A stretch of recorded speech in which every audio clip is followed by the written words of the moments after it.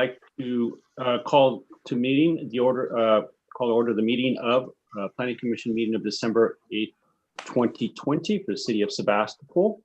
I'd like to ask for a roll call first off. Sure. We'll start off with Chair Fernandez. Here. Vice Chair Fitz. Here. Commissioner Kelly. Here. Commissioner Lindenbush. Here. Commissioner Haug. Here. And Commissioner Ottinger, I do not see here. Commissioner Douch and Wilson are not going to be here this evening. Okay, thank you. Okay, well, I want to welcome everybody here and hope you had a good Thanksgiving vacation or holiday or whatever we're calling it these days. I just want to read something consistent with Executive Order N-29-20. In-person participation by the public will not be permitted, and no physical location from which the public may observe the meeting will be available. Remote public participation is allowed using the Zoom program, and there are alternate ways for public comment and to submit those items. Okay. First item on the agenda, approval of minutes of November 10th, 2020. Does anyone have any changes or additions to those draft meetings? Okay, hearing none, I have a motion to approve the minutes. I'll move to approve. Okay, motion, I have a second. Second. Okay, motion second to approve agenda and ask for a vote call, please. Thank you. Commissioner Haug. Aye. Commissioner Lindenbush. Aye. Commissioner Kelly. Aye. Vice Chair Fitz. Aye. And Chair Fernandez. Aye. And so that motion passes 5-0 with three absent, or two absent actually, since our alternate is here. Okay, thank you for that. Right. Okay, moving on to item number 4 on the agenda. Those are comments from the public on items that are not on the agenda. So any public want to make a comment on any items not on the agenda, I'd like to ask that you keep it to 3 minutes, and a couple of different ways to designate that. And I'll let Director Svanstrom take care of that part. Thank you. So I will confirm we have not received any written comments on items not on the agenda for tonight. If you do, as members in attendance tonight, wish to make a comment, you can do one of 3 things. One, you can use the chat and let me know that you have a comment. You can also wave your hand or use the hand signal available at the on your Zoom. Okay. And does it seem like we do at this point? I do not see any. Thank you. Okay, so I will close the public comment of items not on the agenda at this point and move on to item 5 and ask if any commissioners have any statement of interest. Yes, Commissioner Lindenbush. Thank you. So on item 6A, I will be recusing myself as I work for Generation Housing and have been taking the lead on our RENA advocacy. So I've been directly involved in that process with ABAG and our executive committee members here in Sonoma County. And furthermore, since I work broadly on housing advocacy, working on the affordability, diversity, and supply of housing here in Sonoma County, I also am going to recuse myself on item 6B, as I won't be able to participate in a broad discussion on housing without certainty that there might be a potential conflict of interest, despite no action items taken. So thank you to Director Svanstrom for guidance on that, as well as the city attorney. And I guess Commissioner Lindenbush can continue to monitor the meeting. I guess if you, let's see. Yeah, so the process that we, if I may, the process that we would use is to mute your video and also mute your audio, obviously. And so we can do both of those, but I'm wondering, Chair Fernandez, if we want to move the planning director's report up at all, or I don't know, Commissioner Mendish, if you're planning on staying for the entire discussion and be there for the planning director's report at the end. I'm also noticing a couple of folks from our last set of hearings on Benedict, and I know there's some upcoming items of interest for them in the planning director's report. Yeah, if don't have any problem with that, we can go ahead and move item 7 next with the consent of the rest of the commission. So we can go next to item 7, which will be the planning director's report. Thank you. So a few things to report, mainly on upcoming meetings with the City Council. They are having, well, let me start off with their last meeting on December 1st. They did swear in Councilmember Nisa Hinton as a returning council member, said goodbye to Councilmember Michael Kornacki. That was his last meeting. And swore in Diana Rich as the new council member who was elected in the last election, along with Nisa Hinton as a re-elect. And at the first meeting in December, when that happens, they also change who is mayor and elect a new mayor and vice mayor. So the new mayor for the city of Sebastopol is Una Glass, and the new vice mayor is Sarah Glade Gurney. So those are your new council members. The other item that may be of interest that was on that agenda for this group is that we had a couple of planning related items. One is we were authorized to put out an RFP, a request for proposals, for an online permitting system. And that is will include a public access portal, so you can look at property records online as a citizen, and also tracking software for building and planning and public work permits through time. And so we have issued that RFP that is on the website already with proposals due in January. And then secondly, there was a sign program that was approved by council for 231 Petaluma, which is the where Pete's was briefly the southern building of the CBS complex. On the next meeting on December 15th, there are a couple of big items. The first, as you may already be aware, is the Benedetti car wash hearing. That will actually be the second item on the agenda, or second major item on the agenda. And that staff report, if you're interested, along with the Planning Commission's recommendation and resolution for denial, will be out later this week. If it's of interest to you, I'm happy to send that staff report along. And then secondly, there will be a presentation from the county on their purchase of the Sebastopol Inn. I know that's a pretty big item, and we had a press release go out today. If any of you received that and know of folks who might be interested in that, definitely send that along. That will be Linda Hopkins, Supervisor Linda Hopkins will be in attendance, as well as Director Barbara Robinson from the Community Development Commission and Department of Health Services for the county. And I know we do have housing on the agenda tonight, so I realize things may come up, but I just do want to say that that will be the main informational format, since the city has limited information at this point. There'll be much more detailed information on that agenda, and we'll talk about that a little bit more later. We will also have planning commission interviews. Those will be starting at 5 o'clock. We do have more candidates than positions. We have, I believe, 3 candidates in the end who will be interviewed. And then we will actually be extending the DRB, Design Review Board, application period. We received 2 applications, which they'll be interviewing for in January, but there were no applicants for the alternate position. So if you do know of anyone who would be interested in applying for the Design Review Board, it meets this first and third Wednesdays of the month at 4 o'clock.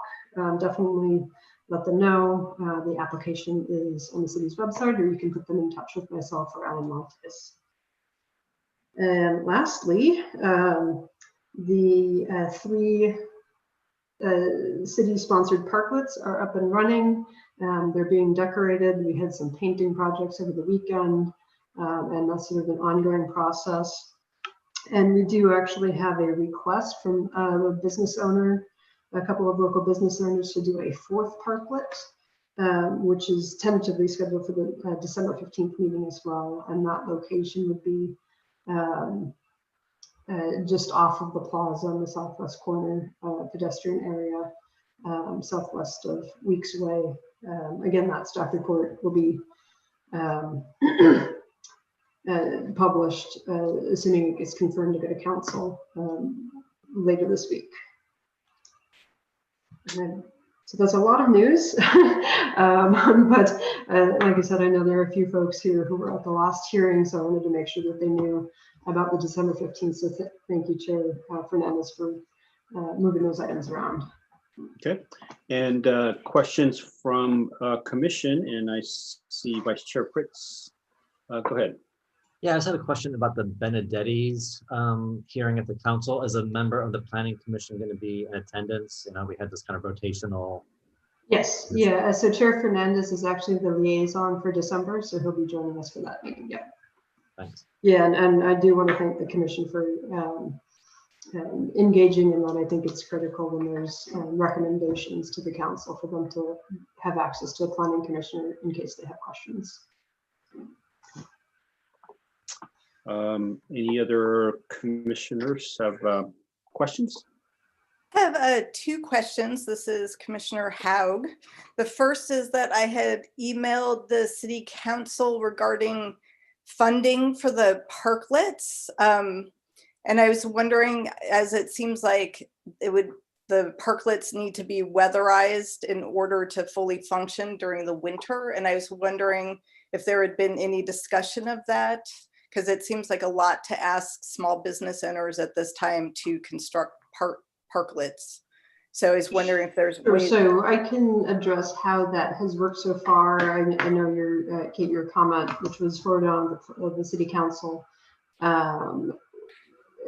was requesting some additional funding beyond what's already been funded. So what the city council already authorized at their earlier meetings and budget hearings was the purchase of the purchase and installation of all the barricades, which has been done, which is not an insignificant cost. The core project, I think your Vice Chair Fritz is in association with, has donated money to each of the businesses that adopted the parklets to be able to use for furnishings. And one of the business owners worked with Boleto wineries, and they donated some of the wine barrels that are out there for use during this time. We are, and then Diana Rich, now a council member, but prior to that, as a member of the Rotary, has volunteered the Rotary to donate some time and assistance with constructing of various things. And she's continuing in that role. And she's actually the person who coordinated Art Start to do the painting of the barricades for beautification. We are leaving them somewhat up to, in terms of whether people want tents or heaters, to the business owners who have adopted them. There are some logistics that, you know, for instance, tents can't be enclosed more than 50%. So there are limitations with that. We also want to make sure we're not creating trip hazards, but they all do know that they can do tents, and normally our fire chief does an inspection for that, which, since he's our city sponsored, he's not charging for his time to do that, like he would with a sort of a private business. I have heard that there's some concerns about the heaters in terms of, you know, how would they get them in and out at night, and just wanting to have the security for those. But I do know that Kate, your message was forwarded on. I do not know if council action on that I know of. Yeah, it just seems, you know, in San Francisco they have them all over, and they seem to work well, and they're weatherized with roofs using corrugated plastic and whatnot. And so it just seems that if we're making the investment that we should go all the way and make sure the parklets are both attractive and inviting and also functional throughout the winter. That's my main point. My second question is for the Sebastopol Inn presentation by the county. I already submitted my comments, and they're part of tonight's meetings as well as a public comment. And then what is the best way for community members to submit comments regarding that or to participate in that meeting? So thank you, Commissioner Hogg. Any comments should be submitted to the city clerk, as with any council item. If they're submitted by midday tomorrow, they'll be included in the staff report, or the agenda reports, the county's item, but the agenda report for that. If they're submitted afterwards, they'll still be forwarded on to each of the council members. And as I noted, by end of day Thursday, is the latest that the city council packet is generally published, and that will include, similar to this, the Zoom link and information that'll also be up on the city's website under the meeting section. And will Chair Fernandez also be the liaison for that as well? I guess since he'll be there anyway for the Benedettis. Yeah, he'll be there for I believe he'll be there for I'm not going to confirm for you, but yes, I believe he's planning on being there at the entire meeting. Okay, thank you. Any other questions or comments? I do have a couple, if no one else. Yes, Commissioner Lindenbush, go ahead and unmute yourself. Thank you. Yeah, I was wondering if there was any update on where we're at with the Climate Action Subcommittee. Oh, thank you. The council, the other item that the council does at their December 1st meeting, once they have a new council, is review committee assignments. So they have now assigned a city council member to that, which is Diana Rich, and so that will be starting up with a kickoff meeting soon, and we'll let Alan Montes is the staff liaison for that, and so he'll be letting folks know about that. Okay, yeah, Commissioner Ottinger.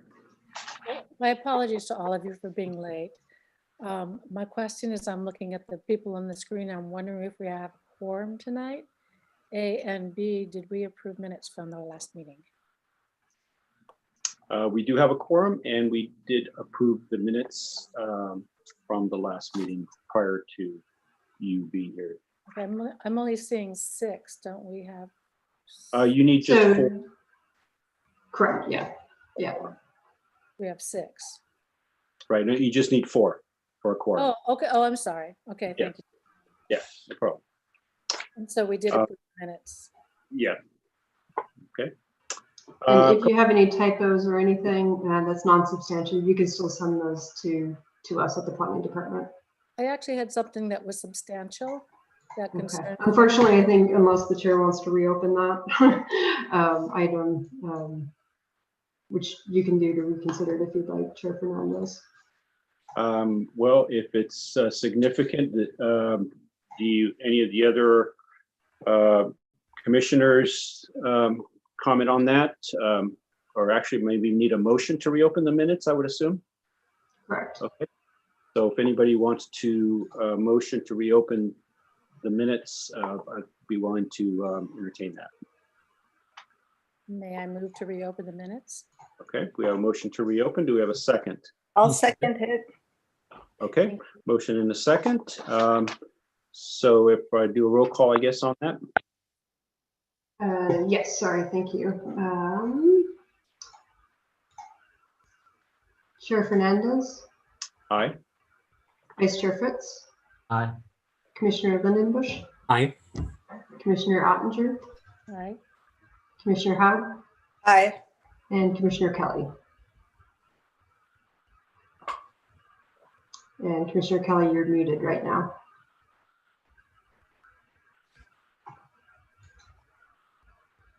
Aye. Thank you, Linda. Okay, so let's go back to the minutes. And Commissioner Ottinger, do you have any And change? Chair Yes. Fernandez, do you mind finishing any questions of the Oh, I'm sorry. planning director's report before we? Sorry, I back to should that? have done that prior to that. Apologize for that. I don't know if anybody else had, but I did have a couple of things on that. The information any information that we may discuss today regarding the Sebastopol Inn, I'm assuming because of the timing tomorrow, any of that information be able to be forwarded, or is that just? So yes, and I am actually the person assisting with putting together that agenda report. So I will, I'll talk about this more under the actual agenda item, but or under the housing item, but since it's a general question and comment as well. If you do have any items from this meeting, I'll just automatically incorporate into the list of questions and concerns that that'll be in the agenda report.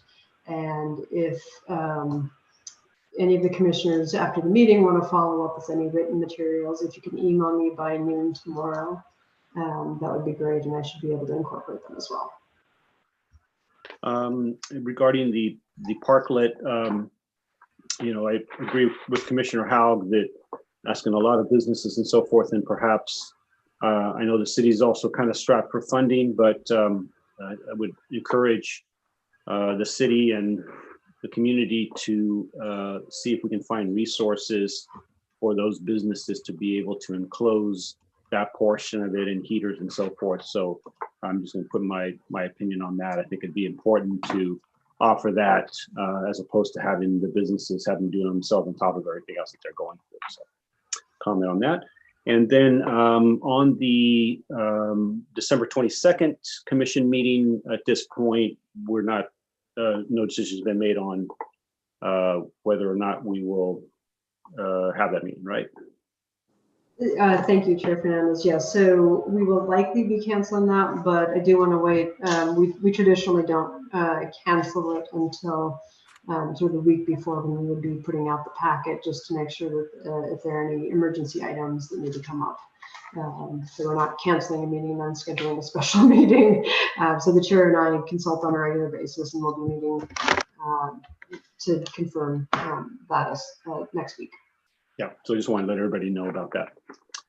Okay, and if there are no other questions on for planning director's report, now we can move on to revisiting the minutes. And I believe Commissioner Ottinger has changes or additions to the minutes. Yes, thank you very much. I was concerned that on page 12, when we were forming the Ice Park subcommittee, I think that the minute should reflect that both Everett Fernandez, chair, and Kathy Ottinger, commissioner, expressed interest in working on the subcommittee. And that is immediately followed. I think there were some more comments, but then Luke and offered to yield his position. And it's not clear at all in the minutes who is on the subcommittee, which also begs the question, should we have voted to approve a subcommittee and the volunteers for that to formalize it in some way? I'm just saying this because I feel kind of awkward now, because doesn't indicate that I'm on the committee, and that's my comment. That the minute should be reflected to say that both of us volunteered, Everett and I, and that some comment should be made about who is on the committee, and I don't see that. So I think it needs to be formalized as a separate issue at some point. Okay, and I think one of the things that we can do is put a formal agenda item. I know there was a sort of a kickoff meeting of the subcommittee to go look at some things, but if it, I can work with the chair to put in an official item to revisit that if you'd like, and if the chair feels. Yeah, but I believe so that on an ad hoc committee like that, doesn't chair just appoint those individuals? Necessarily, we need a commission approval for that. Yeah, I believe the way it worked in this meeting is that there was a consensus to that. So, and I think, yes, for an ad hoc committee, a couple people to go look at something, that is fine.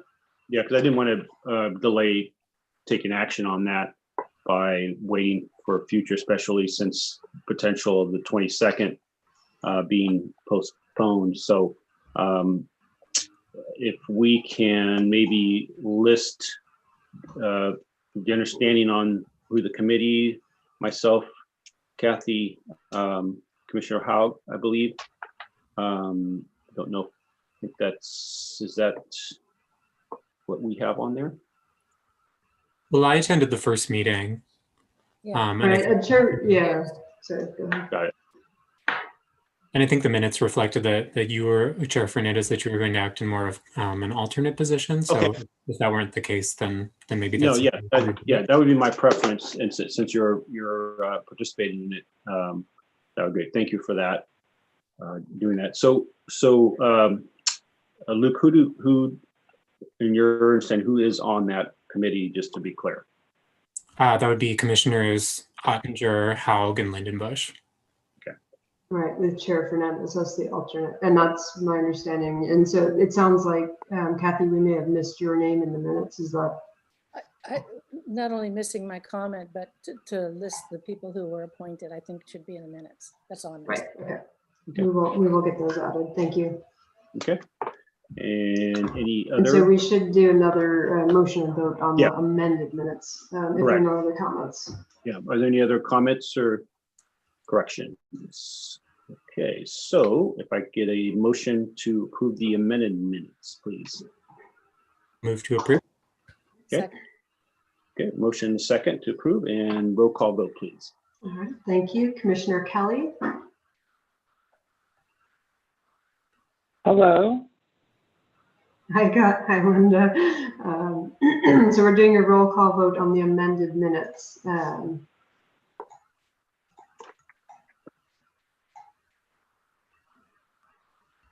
And let's see, I anybody did- else? Sorry, go ahead, Linda.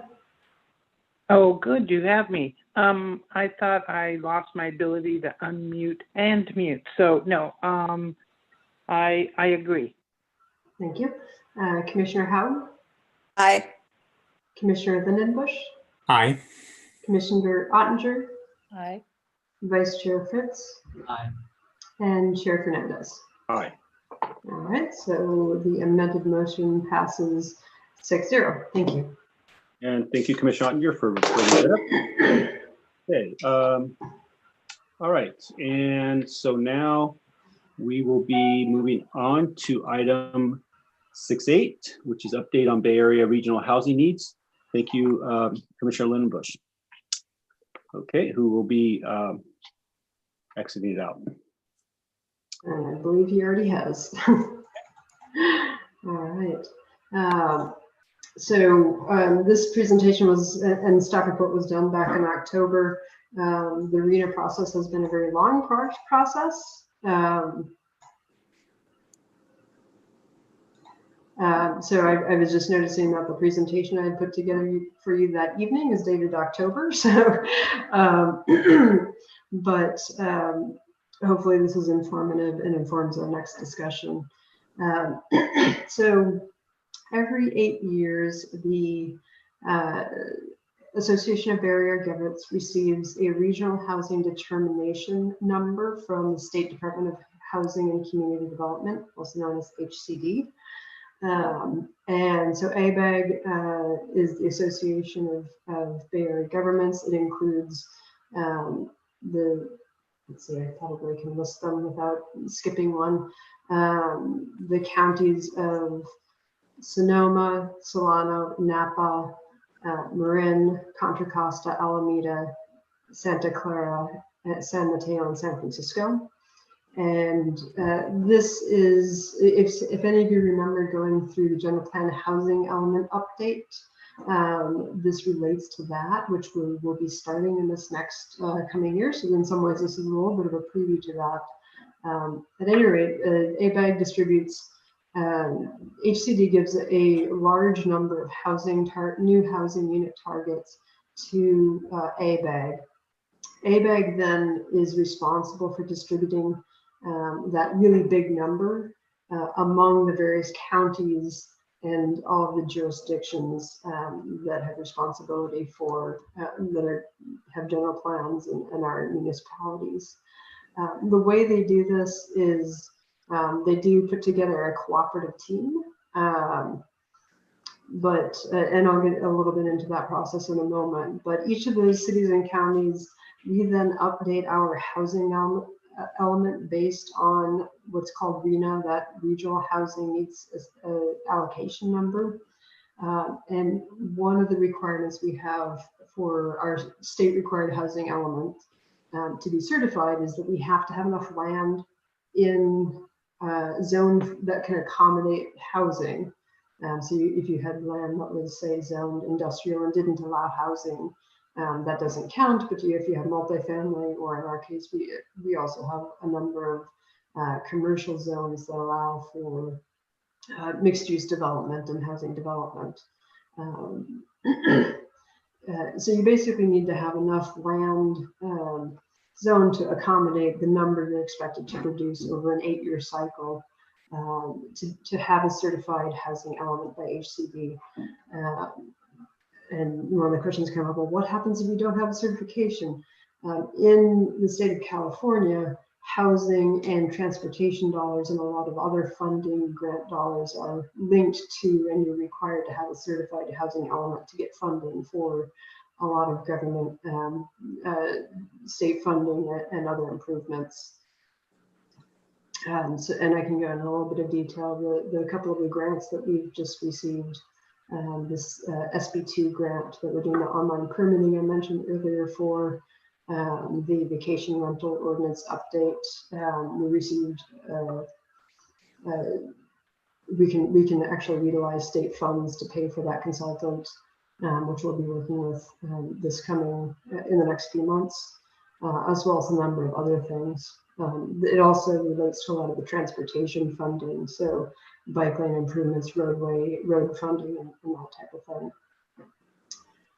So in order for us to be able to seek funds from the state, we need a certified housing element. The housing element needs to show that whatever that number of units were expected to, new units were expected to add to the city over the housing cycle, it all kind of trickle relates. So ABAG has put, what ABAG does is they put together a methodology for how are we going to distribute the RHNA allocation from the one big number throughout all of the communities. And this is the state law that relates to it and what they're required to do.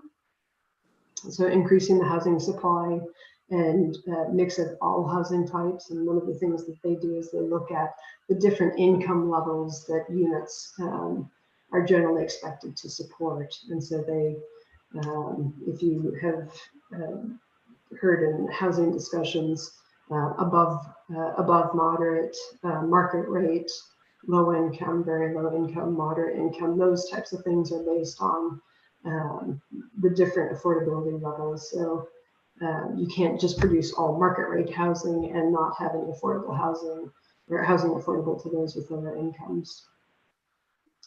They also want to promote infill development, social equity, as well as protection of environmental and agricultural resources.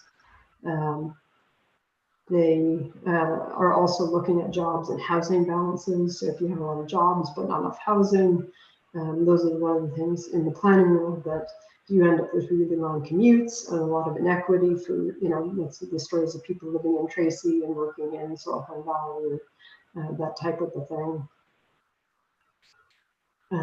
And then also affirmatively furthering fair housing, so that there isn't discrimination in a community, and that's related to the I'm only going to, you know, produce $1 million homes. Well, that's not allowed, and you wouldn't be. The way that RHNA is broken down is based on the income categories that would be capable of purchasing or renting these homes.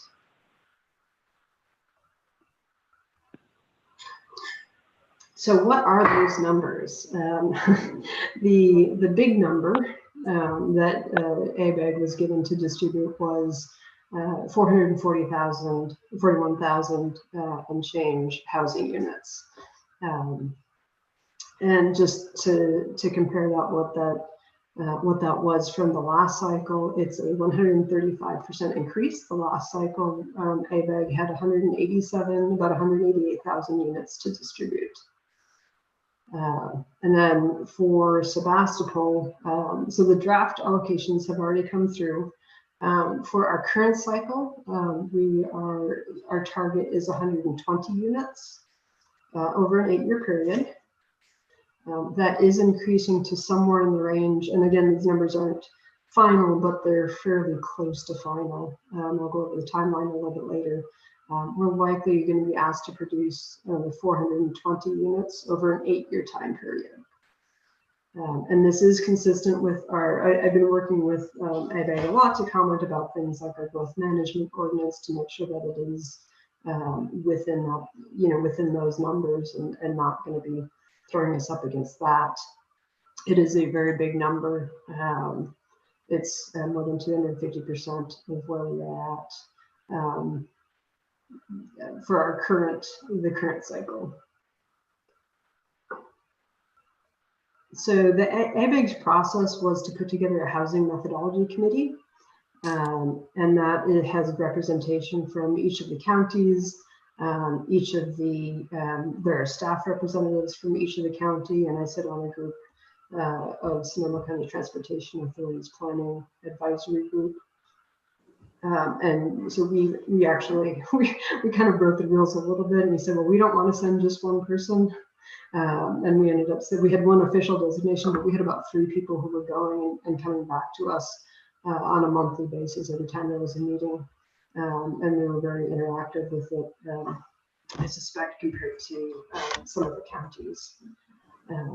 And so that housing methodology group, they met several times starting last summer and finishing in, I think, October and November.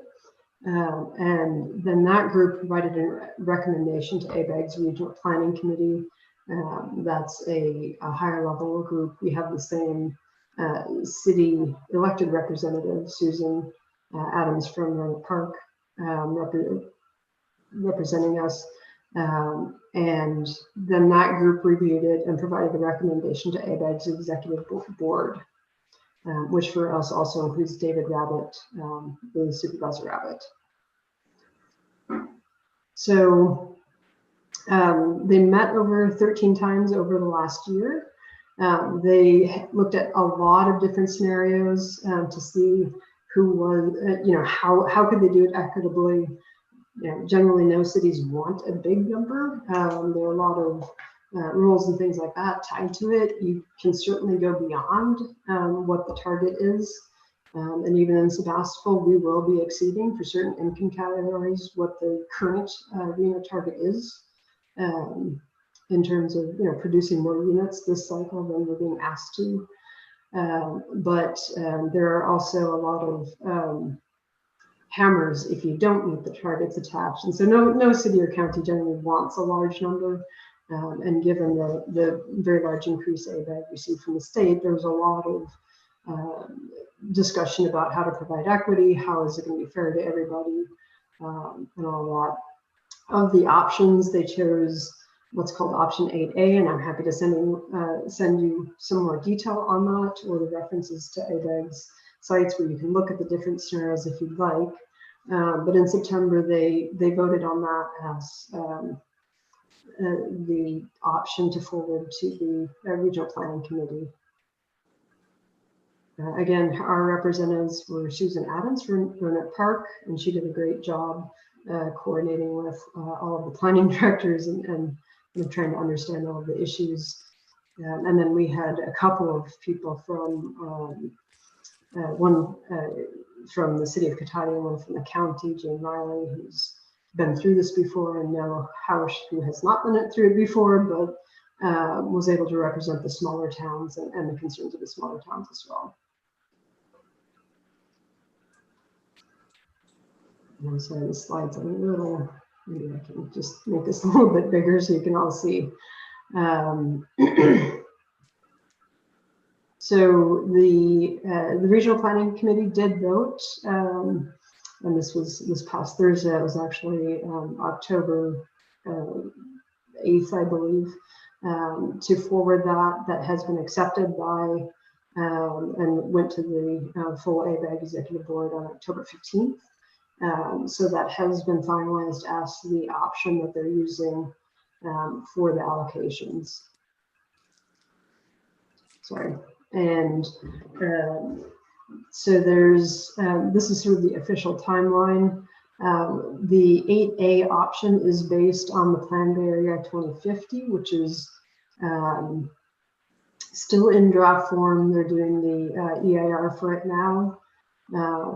Because of some of the ways that they had done the projections of how much growth could be anticipated. I reviewed that very carefully and met with the folks for Planned Bay Area, the county, as well as the city of Sebastopol and most of the other cities in Sonoma County did submit some more detailed corrections where we felt the modeling was off a little bit. And one of the things that I was very much an advocate for was not to put high density housing in floodplains, for instance. It's just not a smart planning move. Our fire department does not have the capabilities to rescue people who might be stranded. It's also, to me, an equity issue in terms of people who may not have means losing their possessions in a flood. So they are going forward and looking at all of those comments right now. And so that's where some of the adjustments might be made. They also need to submit it to HCD to make sure it meets the government regulations for fair housing and equity. And HCD has a lot of laws in terms of sites that qualify in terms of what you've zoned for housing. So it's a very long process. We will actually get our final RENA allocation at the end of next year. So this is kind of an introduction to it. And then our housing element is due a couple years after that, or actually a year after that, essentially. So this is kind of a long-range vision, but now that we are starting to see some of the draft numbers, I wanted to share with this group.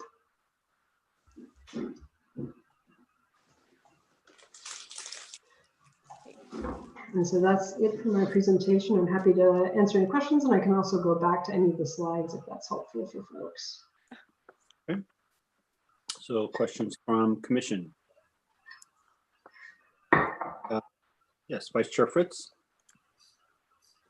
You mentioned that in terms of our current round of meeting 120 units, that we are doing well in certain areas. I'm just wondering what the overall picture is of those 120 units. Like, what is the breakdown, and where are we doing well and where are we not doing so well? Yeah, I knew you were going to get, I was going to get this question. I had it. No, it's fine. We're about halfway through the cycle. And I do know offhand that we're actually almost there on the moderate level units. And part of that is that accessory dwelling units and junior accessory dwelling units are allowed to, you count those towards your RENA production. And Sebastopol has actually done a good job of promoting them as infill development of attainable housing, I'll say. And so we are actually almost there on that. We have a few very low income units from the Park Village work that we're doing that we'll be able to count next year. But right now we don't have in our count a lot of the very low income or the low income.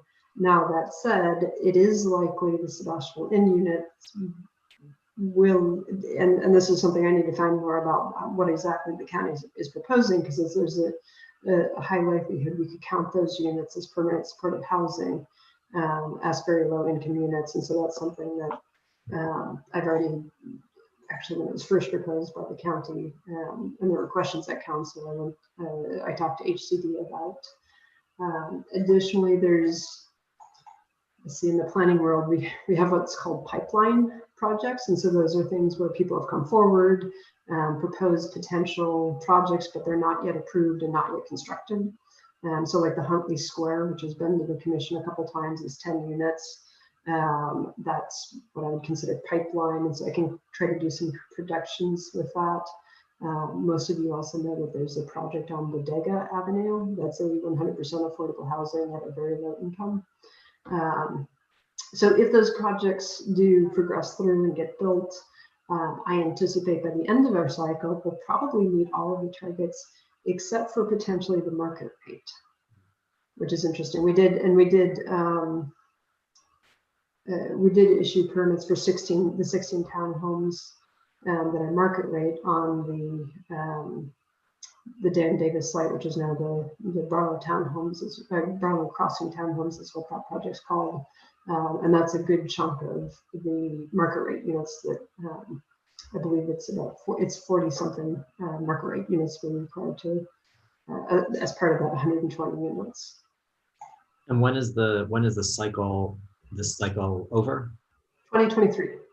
So we still have quite a bit of time, and a lot can happen in there.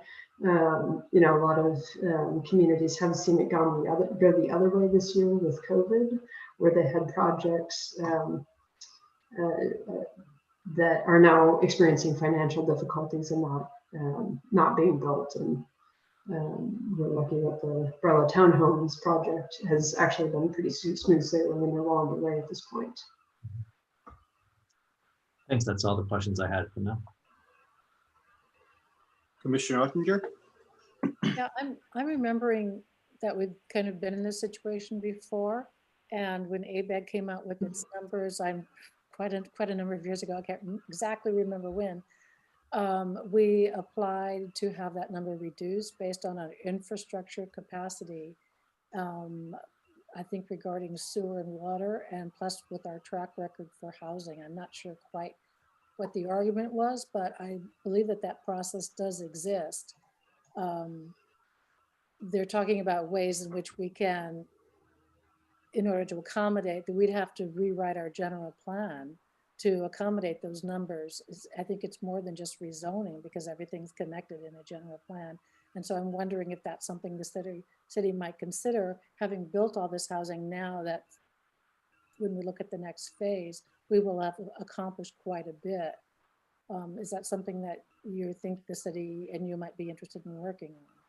So that's a good question, and it is certainly something I have worked very closely with in making a lot of the preliminary comments while the options were being designed to try to have input on, like, hey, well, don't forget about this and don't forget about that. And I did certainly talk about the growth management ordinance. I know the city of Sonoma also made similar comments, and we were in a conversation with our regional rep from ABAG, who she's the rep for Sonoma, Napa, and Solano, so the more agricultural balanced community, you know, the further out communities, not the heart of the Bay Area. And she was very helpful in passing on, because yeah, that was basically, you know, what Sonoma's director and I were both saying, was like, well, but our growth, we have growth management ordinances. They're based on infrastructure capacity. And the other thing that I also made sure they understood, and I know the county also has similar concerns, because the county's number is actually far, far larger than they are likely to be able to accommodate. And that is, yeah, the infrastructure limitations. You know, our general plan looks at our sphere of influences as well. Mm-hmm. But our sphere of influences, particularly on the south side of town, doesn't have the infrastructure, and it's a major infrastructure lift.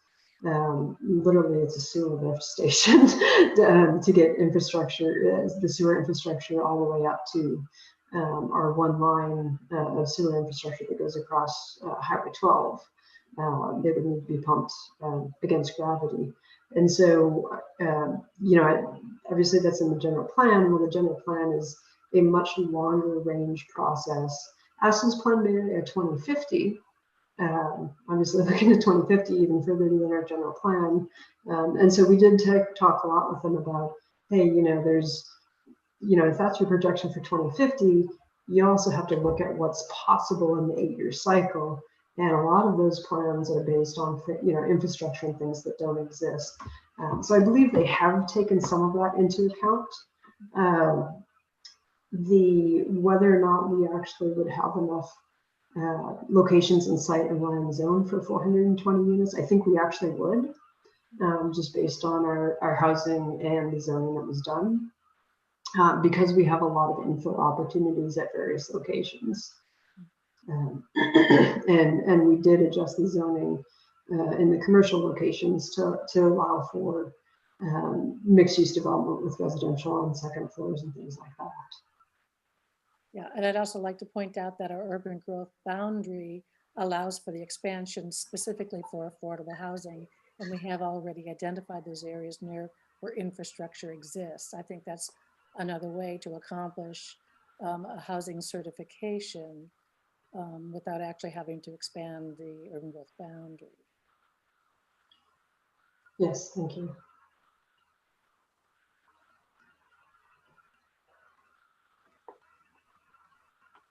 And are there any other questions, Commissioner Ottinger? No. Okay, Commissioner Kelly, did you have any questions or comments?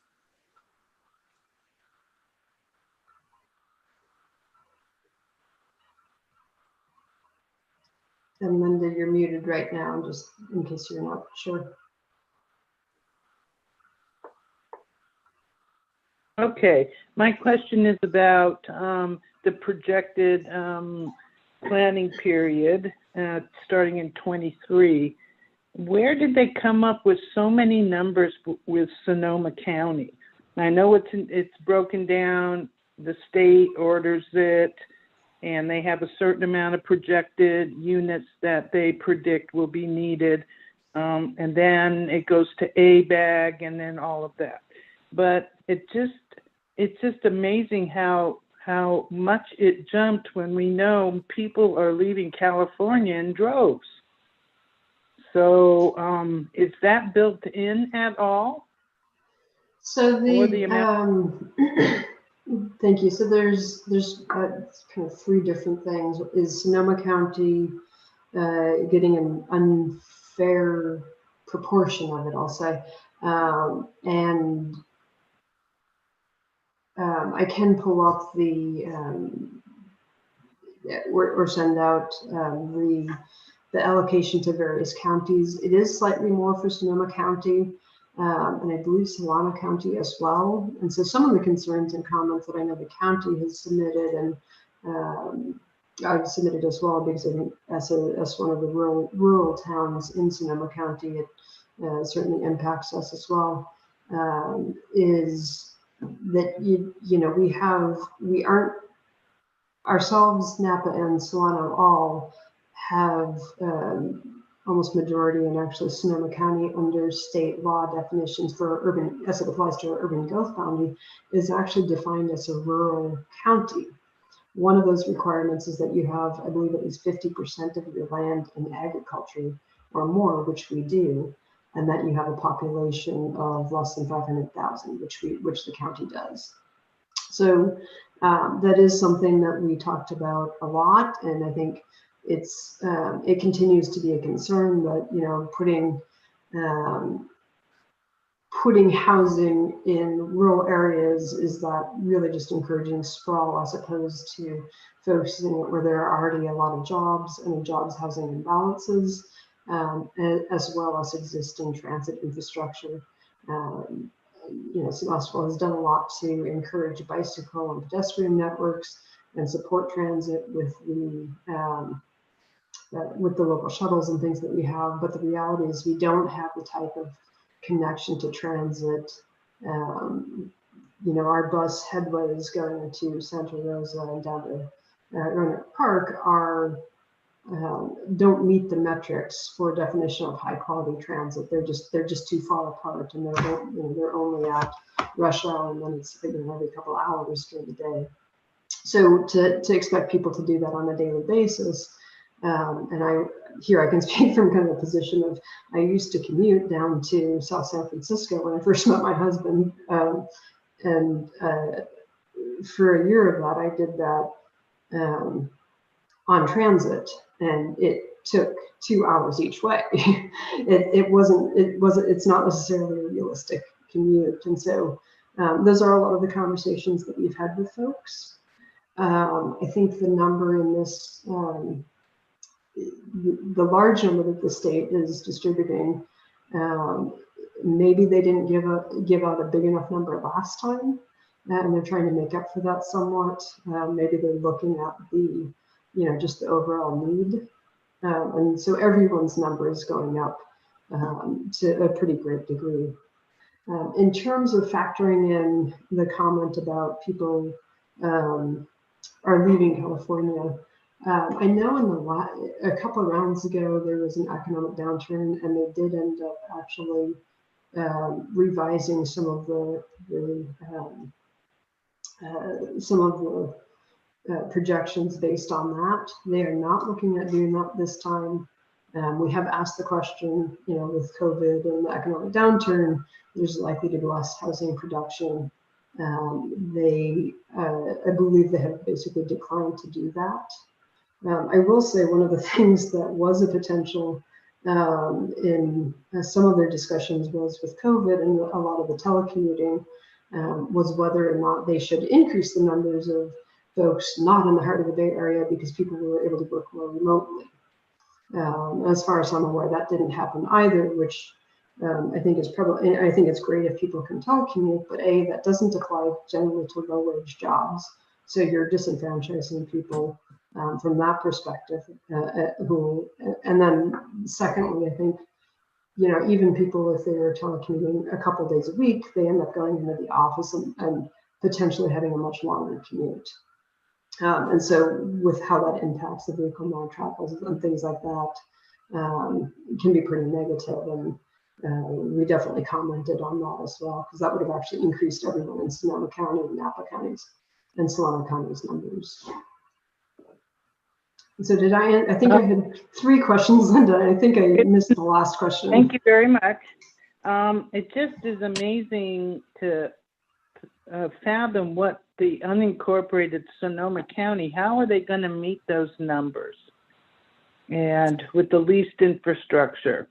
So sort of crazy. That's a good question. If there are areas, to get to Commissioner Ottinger's question about sphere of influence, right now, those sphere of influence, any numbers of things, because they're in the county, those numbers for any production or assumed annexations, even in like Southwest Santa Rosa, where areas aren't annexed yet, but they're likely to be, those are currently included in the county numbers. So there will be some opportunity for them to potentially reduce if an area is annexed and developed, that those numbers get counted towards the county. But frankly, Commissioner Kelly, I agree with you. The number for unincorporated Sonoma County is huge compared to what the rural county landscape is. Well, it's all still boggling the mind how we can meet all of this. And I know the stated goals are, that, concentrate housing on the transportation corridors and where there's more jobs, and then they go and do this. And it seems it's so contradictory, and nothing, just stay strong and advocate, a little more common sense in how they're breaking this down. Thank you. Thank you, Commissioner Kelly. Commissioner Haug, do you have any comments or questions?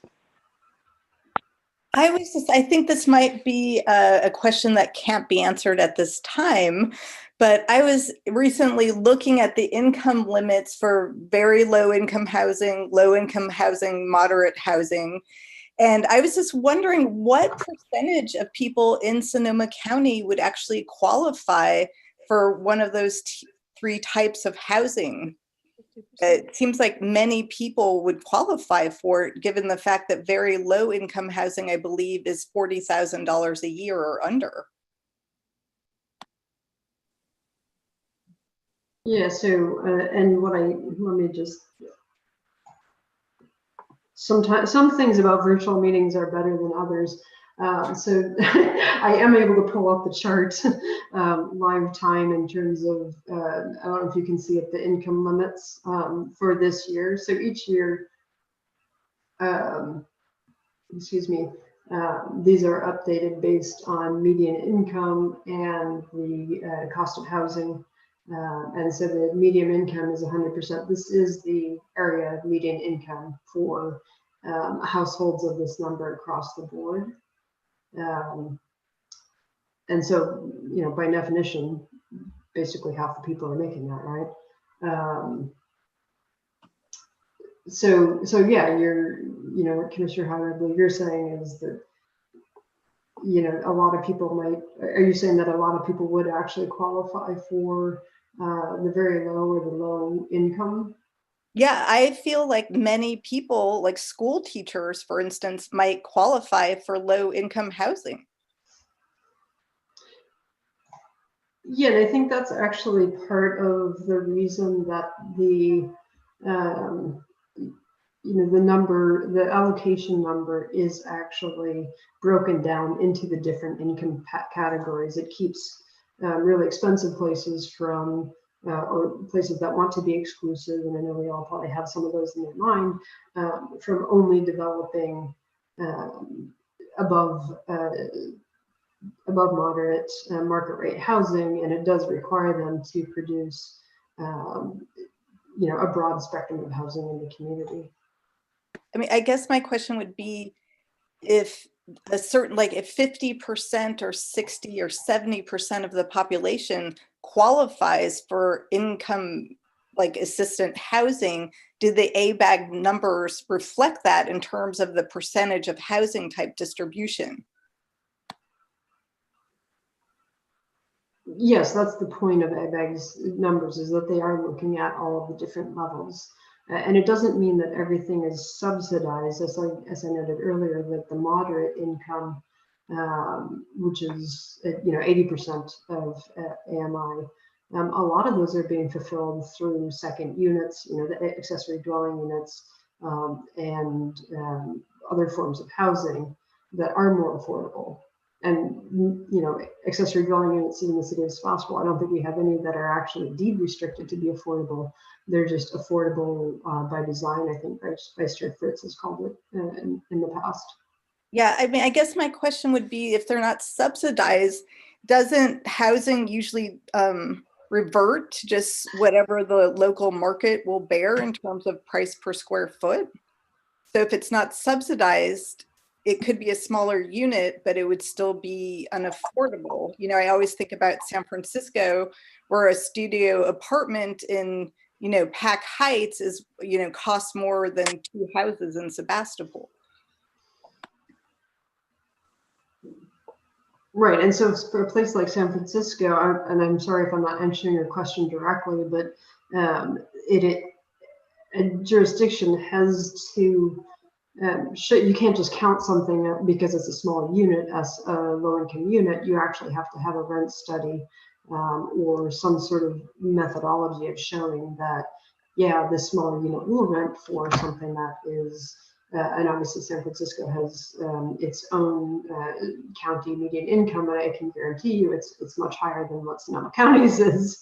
I used to work in Marin County, and their median income levels were far higher than Sonoma County as well.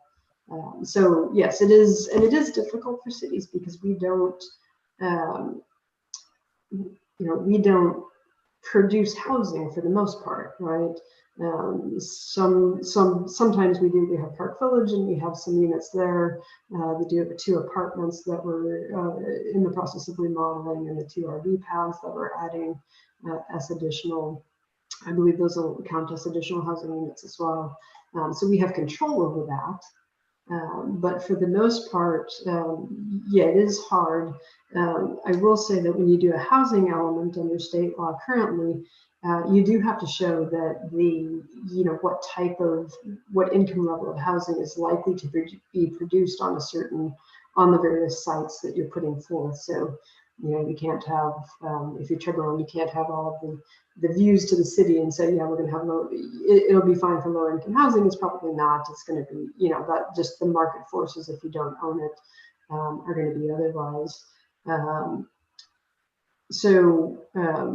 One of the things that we do need to do as we're reviewing housing, and this is something that we as planning staff review and make sure that if you have sites that are designated for certain income levels, and they're like, say, I'll take the Davis Townhomes actually, because the Davis Townhome site was included in our housing element as what's called our site inventory, which is a where you list out, hey, when I said you have to show that you have enough sites, an appropriate sites to fulfill the housing need. You actually go through and you list the sites. So we have a number of vacant single family parcels. We sort of assume those are going to be above moderate income. They're privately owned. They're probably going to be developed by, a private individual who's going to live in a single family home. Other things like and I don't recall what the Davis Townhome site was categorized. I don't think it was above moderate. I think it might have been moderate. But if it's categorized and you have a certain number of units assigned to it, you have to make certain findings to be able to approve housing that is, so if it's designated as low income, that it's likely to be appropriate for low income and meeting those targets in your housing element. You can do something other than low income, but you have to show that you still have enough housing inventory, enough sites available that could be developed with that to be able to approve it as something other than that. Similarly, if you approve it for less than the number of units you think you're going to get on that site, so the Davis Townhomes, I think, was estimated in the housing element at 30 units. The owner only wanted to do 18 units on it. That was fine because we actually have a number of a lot more sites in our inventory. It's somewhere in the range of 200 units that could be developed. So we have enough in our inventory from the last housing element that we could approve it at a lower level that was more appropriate and given the floodplain. And I know some of you had asked about garden apartments or lower levels, and those just weren't possible with the floodplain for that particular site. And I'm trying to use a site that won't possibly come before you. That way you can ask questions about it in the discussion if you'd like.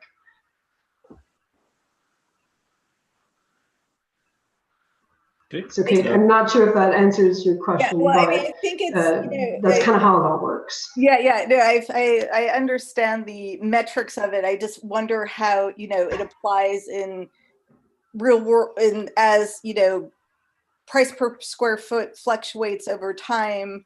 And I'm an advocate, obviously, for affordable family housing, which I think at a certain point will have to be subsidized because it's larger units. But yes, that answers my question. I do believe it is in terms of these, quote unquote, this is a moderate income level housing development. It could easily slide to be upper income or lower income, depending on the economic context of the area. So I guess it's just it's like the goal to me seems like you're building a multiplicity of housing types in the hope that it will mesh with the local economic circumstances. But yes, thank you for answering that. And yeah, and I can actually maybe add, because I don't know if you're familiar with the details of the housing element since you weren't on the commission the last time it was developed. But I do want to emphasize, yes, there's a lot of numbers and math that goes on, but the RHNA is only target number is only one element of the housing element, and when we go through it, we do an analysis of our existing housing stock. So we're looking at new units being created, being a variety of income levels, but the reality is that existing housing stock also has its own life cycle, right? So something might start out as a brand new home and it's going to cost more, but it has a life cycle. At some points, those can modify as well. And it can also go the other way. I know, you know, a lot of what Marin County, when I was working there, was experiencing was people were buying the World War II bungalows that were really kind of the affordable housing, but then they were tearing them down and maxing out their square feet and what they could do on the site, and they were multi-million-dollar homes in the end. And one of the concerns that we had there as a city was, well, we're losing, you know, that number and that transition from a more affordable unit to a very high-end unit isn't accounted for at all in the RENA numbers. So that target number of what you're producing, and it was actually one of the things that we had a lot of discussions about, how can we protect you know, the existing affordable housing. And I know this commission has also had questions and comments about that over time, more as it relates to vacation rentals and transition to short-term rentals instead of longer-term housing. But it's, yeah, so the housing element looks at all sorts of factors. It looks at your population, the existing housing stock, all of that as you're doing the housing element and planning for future housing. Okay, thank you, Commissioner Haug. I just got a couple questions. So I noticed on the report there were the entities identified areas of housing that were actually like environmental sensitive areas or inappropriate locations. Is that, I know that they were going to try to correct that. Has that been addressed?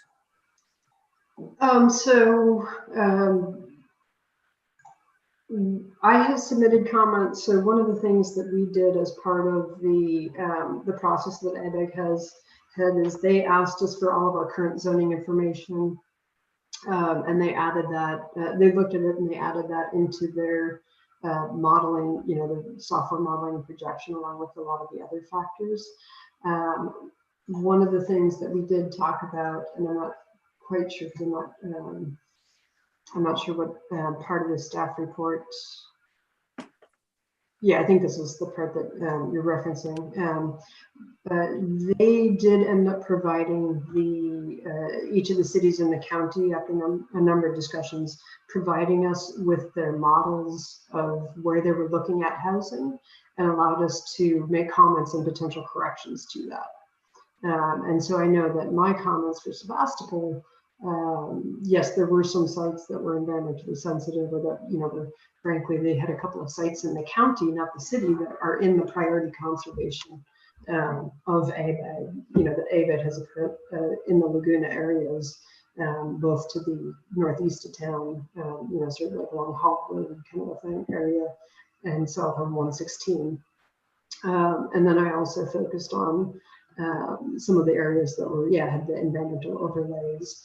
They didn't have a huge number of those that they were designated for housing, but they did have, again, the floodplain, and that's something that, you know, having seen how devastating it can be to people, that is something that I have commented pretty strongly on, both for where they had allocated housing and floodplains in their modeling, as well as I submitted a comment just as the planning director on the EIR, because they do have, for the Plan B area, they do have to do an EIR CEQA report on it. And that is, to me, it was kind of interesting because they included areas of sea level rise along the bay, which is future flooding, but they did not include riverine flooding at all. So that areas along the Russian River and the Laguna were not included in their assumptions of that. And that's one part that I really feel strongly they should be doing. As someone said the other day, talking about flooding, I've never seen a base flood elevation go down. Flood levels just don't go down, and they're not anticipated to go down. So, you know, let's think more proactively and be smart planners.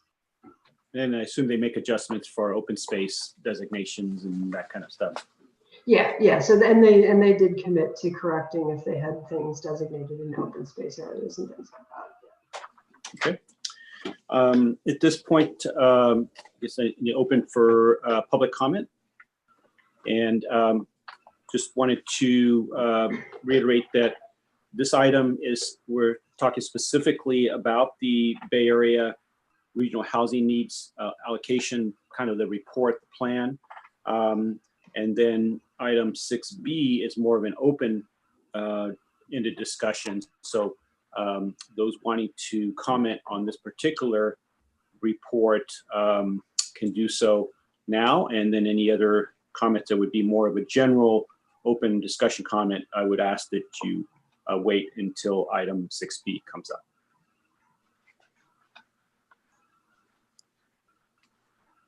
And you can either raise your hand or comment, or a couple of different ways that you can be recognized. All right, and I am, just so you know, Chair Fernandez, we did not receive any public written comments on this. And I'm not seeing anything in the chat or anyone sort of wildly, madly raising their hand. Okay. All right, and thank you for that thorough report. I know it's a lot of work and mathematics. I kind of went through the site and tried to make sense of it. It's not an easy thing to understand. So I'm glad that hopefully we have some good representation from our area and a county. And thank you for representing Sebastopol and your work on that. Okay, so at this point, we will move on to item 6B. And I know there's no real report on that, but Director Stronson, if you could kind of give us a little bit of guidance and what Sure. might be helpful. Yeah, and so let's see, I think this was obviously when you're talking about regional housing needs assessment, it often elicits just discussion of housing in general. And so I wanted to make sure that we were consistent with the Brown Act, but that we weren't precluding the Planning Commission from being able to discuss any particular sites or topics or issues related to housing in Sebastopol. And since we didn't have any other items, I put this on as sort of an open forum. Obviously, we have several projects, as I mentioned earlier, in the pipeline that have come to the city with either preliminary reviews or applications that are, some will be coming before the commission, some won't, some will be coming to the design review board if they don't require a use permit or anything like that. So this is an open forum for anything you'd like to discuss related to housing. Okay. And I guess we'll just go down the list here. Commissioners wishing to make comments or questions and so forth. And we'll start with Commissioner Haug, and if you want to get us started on this. Well, I guess I'm a little confused. Are we supposed to be talking about the Sebastopol Inn right now, or are we? That's an item that can be discussed now. Basically, it's open-ended. So if you have comments on that or comments on other projects coming up or things in general, could be addressed at this point. Well, my thoughts about the Sebastopol Inn are largely expressed in the public comment that I submitted to this commission and has been posted on the website, and that I also submitted to the city council. I believe that the county should re-engage our normal protocols. I believe the county should develop conditions of use for the inn through community input, the planning commission, and the city council. I know that the grant allows the county and Supervisor Hopkins to circumvent normal procedure, but I do not think that we should encourage that. I'm not sure why an elected official would want to not follow local rule, but I don't think that we should encourage that in our local politics. I think the county should abide by the rules that all the other applicants we have heard, such as Benedetti's Car Wash, have had to follow. And I think it shows a disrespect to our local landowners, small businesses, and residents for Supervisor Hopkins to actively disengage from our local protocols and and to apply for something that we had no community input in. The Sebastopol Inn, as I mentioned, Project Home Key was a completely voluntary self-selecting application. And there's no reason why the supervisor couldn't have gotten community input prior to applying. From my perspectives, it seems that the owners of the Hotel Azur and the Sebastopol Inn, it's the same owners for both properties, had more insight to what was transpiring than this commission, our local government, or the general public. At this point, to rebuild trust and transparency, the normal permitting process should be re-engaged. The county should not go rogue just because it can. That is what bullies do. In addition, it sets a bad precedent and undermines the public's faith in our democratic process and ideals. I also believe, as this property was purchased using COVID funds from the federal government, I would like to see it developed as very low income housing for people who work in our community, at the Barlow, in restaurants, shops, in our schools, people who work as home health aides who are facing housing insecurity because of loss of hours or temporary loss of employment or due to the shutdowns, or caring for family members during the pandemic. And as we just saw, the threshold for low income housing is anyone making less than $40,000 per year. And I think we should use this county-owned property to provide housing stability for our working poor before they face homelessness. In addition, if we used it for our local workforce, it would also meet many of our goals in terms of green practices, having housing located near jobs and accessible through local public transportation. And that's my comment in regards to the Sebastopol Inn conversion. Okay. Thank you. Director Sung, did you want to maybe just clarify as far as the county's, I know you don't have a lot of information, but as far as the county's jurisdiction, or I mean, I can as well. Sure. So yeah, so when a county buys a property and owns it, it's just like as the state bought it. They are not subject to local zoning requirements. Of course, that, as Commissioner Howard noted, that doesn't mean that they can't engage in that. But for example, the Sebastopol Center for the Arts, which is the county veterans building, all of their building permits, any use permits, their sign, I know their sign permit, even for the electronic sign, went through the county's procedures, not through the cities. And we try to work with them. I know we had some complaints about the brightness of that sign. And so we basically reached out to them to see, hey, just as good neighbors or as community partners, I know you're not subject to our regulations, but our regulations, we've received complaints about that.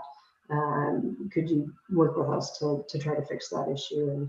And in that case, the tenant, the Sebastopol Arts Center, was happy to adjust those and try to help with the issue.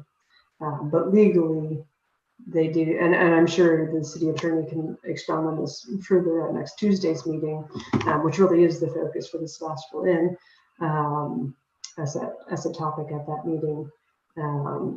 Legally, they do not need to do that, and in fact, through the Project Home Key, my understanding is that through the state granting of the funds, under the emergency order, the emergency COVID orders, it's also not required to go through CEQA or those types of processes as an emergency action.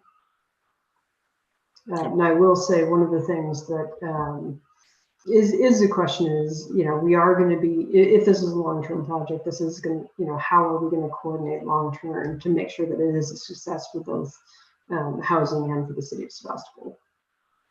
Good. Yeah, thank you for your comments on that. Commissioner Kelly, remember to unmute yourself if you have general comments about particular subject, including the Sebastopol Inn, please go ahead and step up to do that.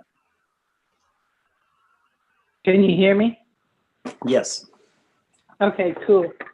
I understand the county purchasing the property, and sounds like the city, you know, has already picked who will be the provider, and I'm sure the county will agree to that. I am a little concerned about long-term, this is on the Sebastopol Inn property, about who will administer the program down the line.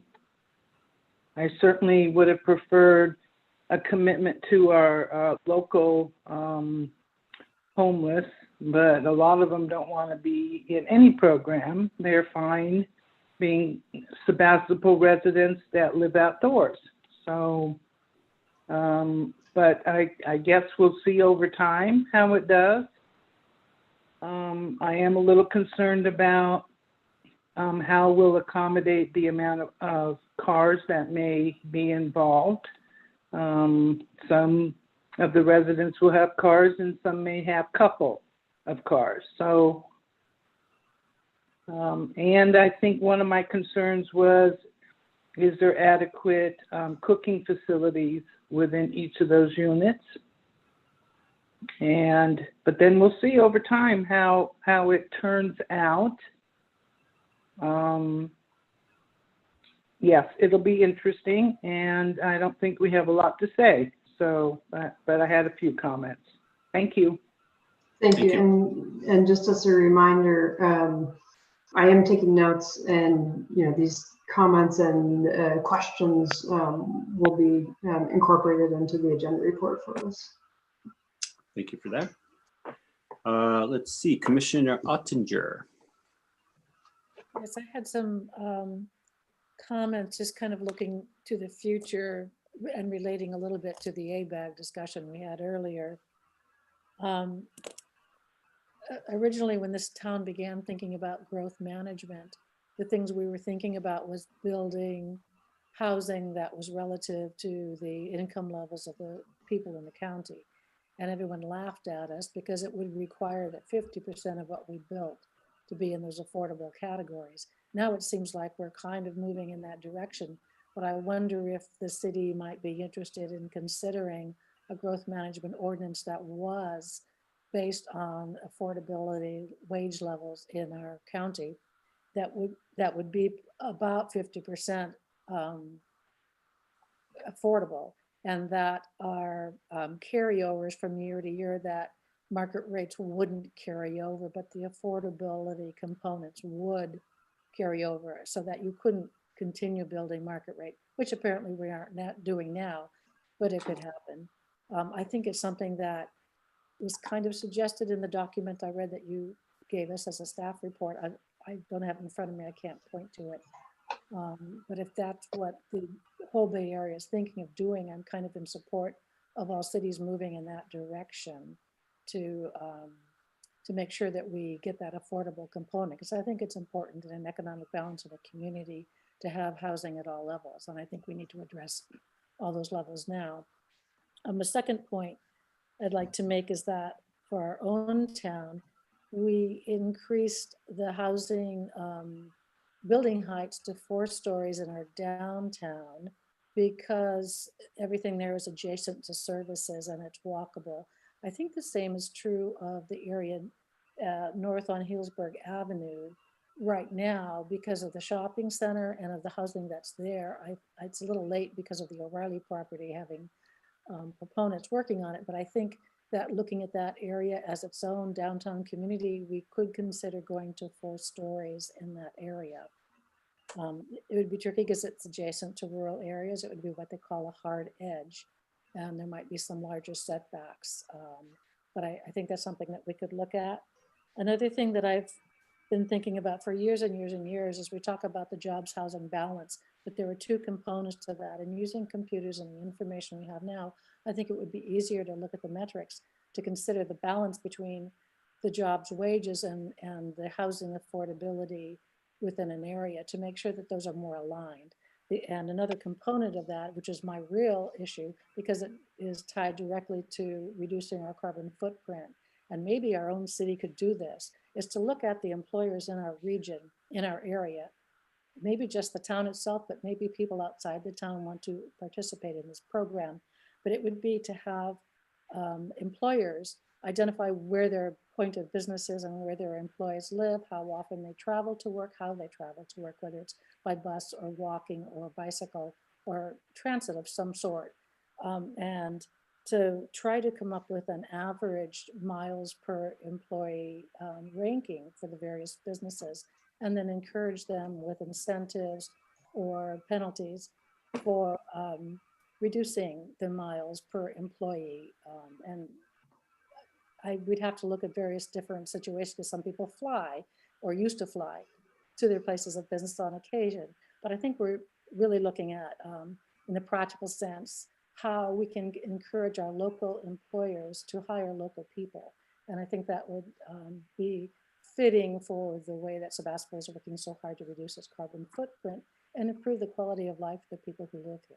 So I think it's something that I hope that the city and the Planning Commission will look at as a project that might be funded through many sources, not only housing, but environmental concerns. There could be some money for that. Yep. Thank you. I think that's all. Thank you. And Vice Chair Fritz. Thanks.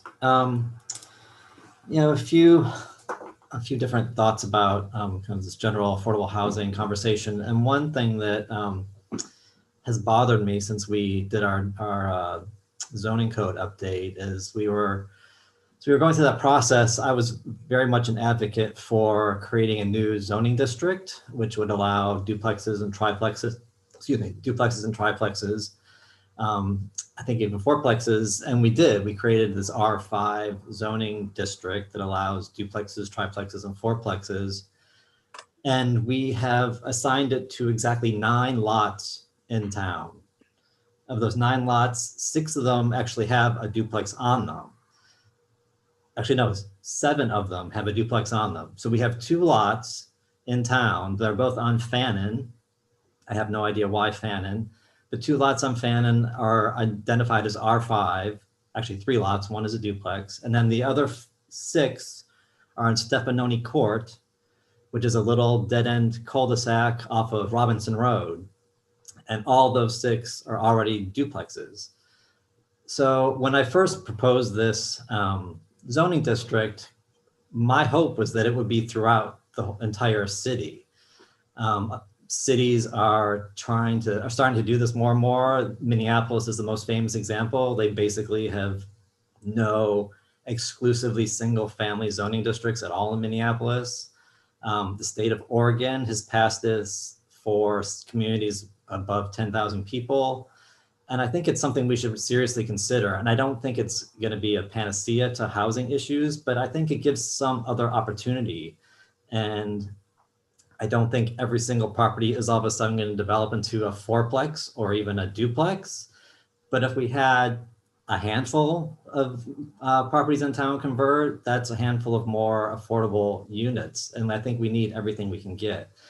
And I really hope that we can, and I'm not sure what the process is, because I know we actually, as the Planning Commission, had identified more properties in town with the zoning designation. And once it went through the city council review process, they ended up with these 9 parcels. And I just think that's a shame. I mean, I think there's plenty of examples of these buildings in town that are great, and you would not portray them or think of them as high density housing, and they would fit in any community. And one example, there's a building at the corner of North High Street and Wilton. It's an old kind of farmhouse, probably built in the 1800s.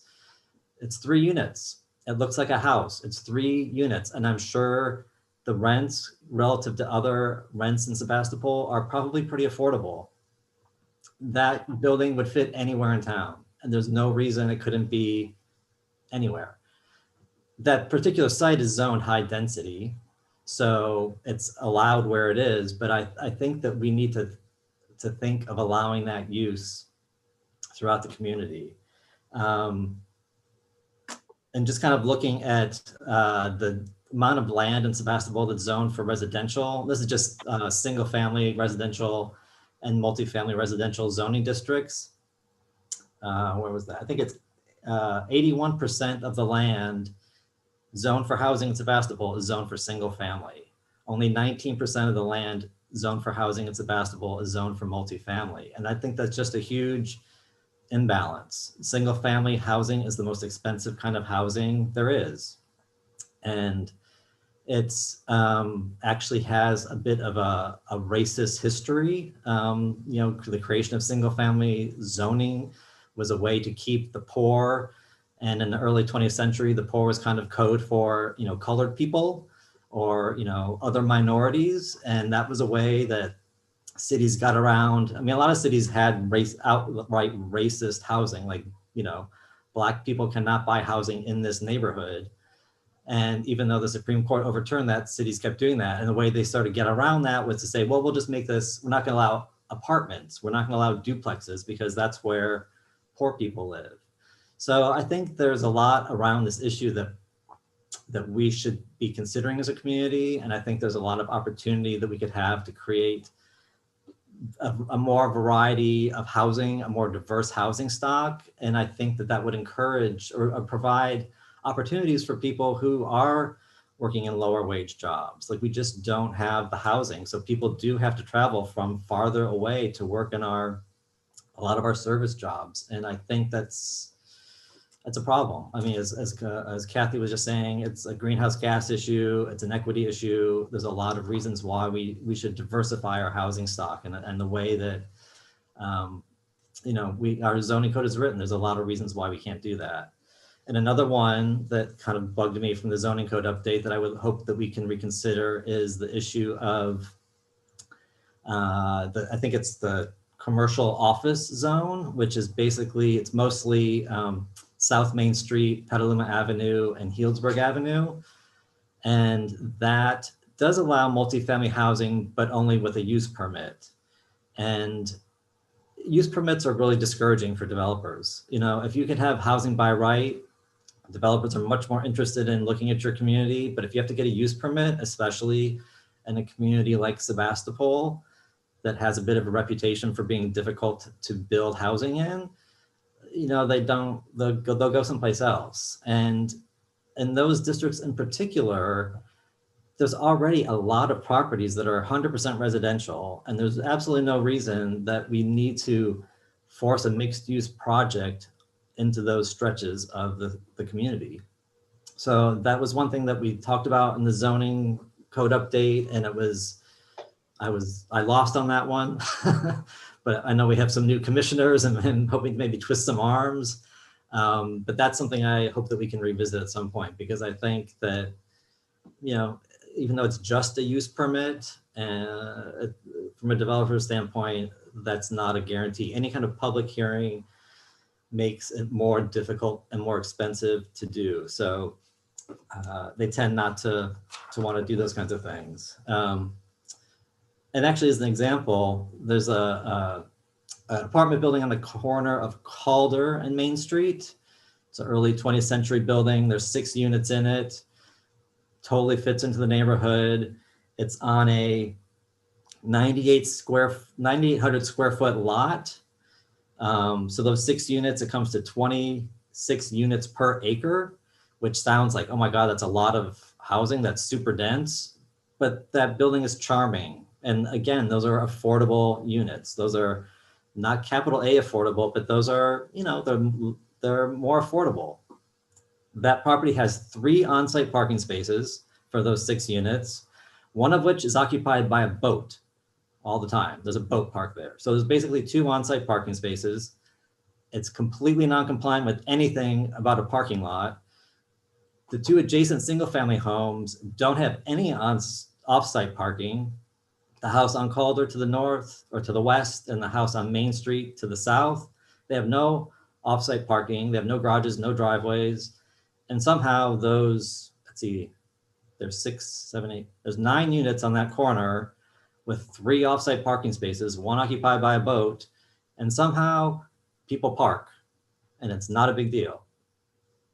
my kind of contrary example to that is the corner of Healdsburg and Murphy Street. There's a building that's been under development for about 3 years now. I'm not sure why it's taking so long, but it's been going on forever. That lot is about 12,000 square feet, and it complies with our new zoning code. It has a commercial space, which I'm not sure how viable that commercial space is going to be, but it has a commercial space on the ground floor, has a single family house, and I'm not sure, there's either 1 or 2 apartments above the commercial space. So that property has 3 units. It's 3,000 square feet bigger than the one on Calder, but it has a whole lot of off-street parking. It has a big parking lot in the back that meets the parking requirements. But again, like there seems to be an imbalance, and we are also concerned about the parking and this offering commercial space, and we're afraid of density. But when you kind of compare those two properties that are almost the exact same sort of situation in terms of the, they're on major streets, on a corner lot, they're about the same size, they couldn't be developed differently. And it's just kind of a missed opportunity. I mean, we could have had at least 6 units at that property at the corner of Healdsburg and Murphy instead of the 2 or 3 that we got. And I guess, I know I'm kind of talking a lot here, but our zoning code makes a difference, I think. And I think there's a lot of opportunity we still have to make housing easier to do here. And I don't think any one of these things are going to fix all the housing issues. I think Commissioner Onger had some good ideas. I think there's a lot of different things that we need to throw at this problem. It's not any one thing is going to fix it, but the more different options we give people and give developers to come to our community to build housing, I think it can happen. And I think this goes back to the RENA conversation too, like all this stuff, allowing duplexes throughout town, that could really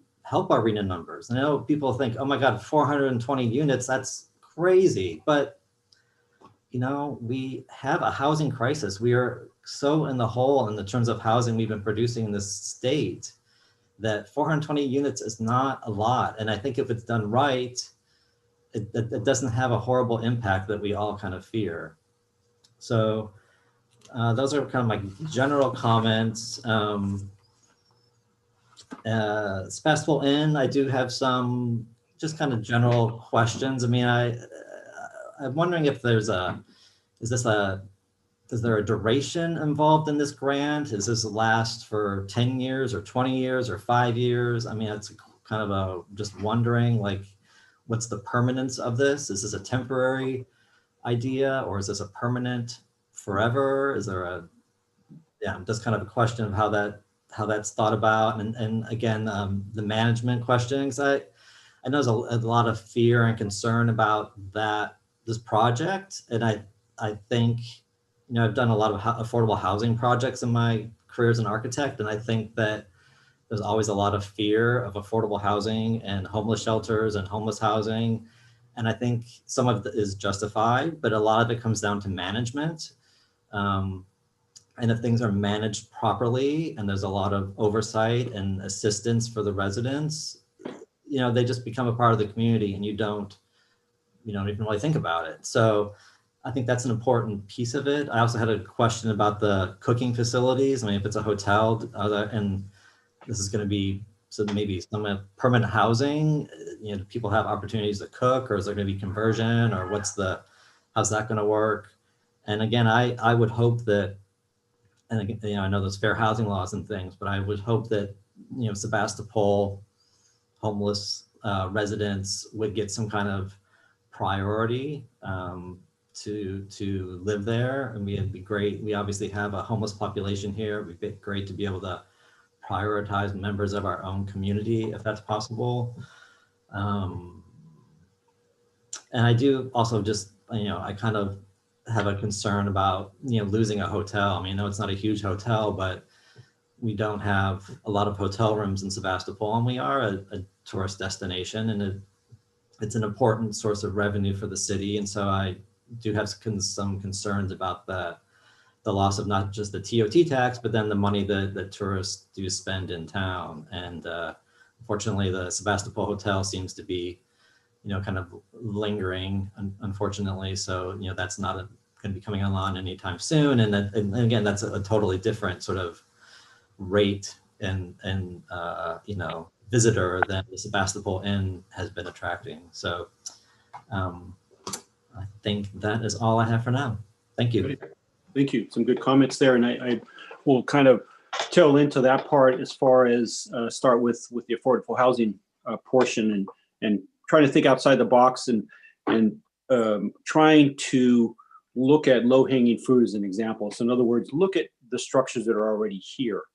And for example, an individual, an architect, someone in construction, they own a piece of property, they can envision, how to put an accessory dwelling unit or to add to that building. For someone who doesn't have those skills, it's not something that comes easy. And I think some people don't either want to engage in that financially, a lot of work and those types of things. So if there's a way to help, and the city of Santa Rosa, one thing that I was thinking, and I was glad to see that they were doing, is they're holding workshops where they are providing information for accessory dwelling units, or people wanting to add to their homes. And they have some dedicated staff for that. And what I envision is, as an example, is someone coming to this workshop. You've got a variety of different professionals there and some city individuals that can answer a question, ask, okay, what's your address? Okay, this is what's possible on your home, and possibly even have some already pre-drawn, preset plans for different areas that can be offered. And again, try to streamline the process, because I think there's people out there that if they had the opportunity, if it was easy enough, they could add additional units. We can also perhaps identify properties that seem to make sense, just like Paul did. And for example, there's a house next to just north of El Coronel restaurant that's basically an abandoned house. Who owns it? Who has it? Don't know. Okay. Has anybody ever approached them to say, hey, this is what can be done there. Let's try to make it easy for you. We can add some housing and so forth. So, there's that opportunity to identify throughout the city. And it may be, it's not something that, city staff has the time to do, but perhaps a group of professionals, architects, construction individuals, so forth, that can walk a neighborhood and look at plans and say, what, this house, this is what's possible. And it could be something that you even send to the homeowner to just let them know, hey, we've looked at your property and this is what's possible, and encourage those types of things. So I think those are things that could happen fairly quickly, that could add additional living units for that. And then I think that perhaps, I know that the city used to own a house off of, I think it's Covert Lane.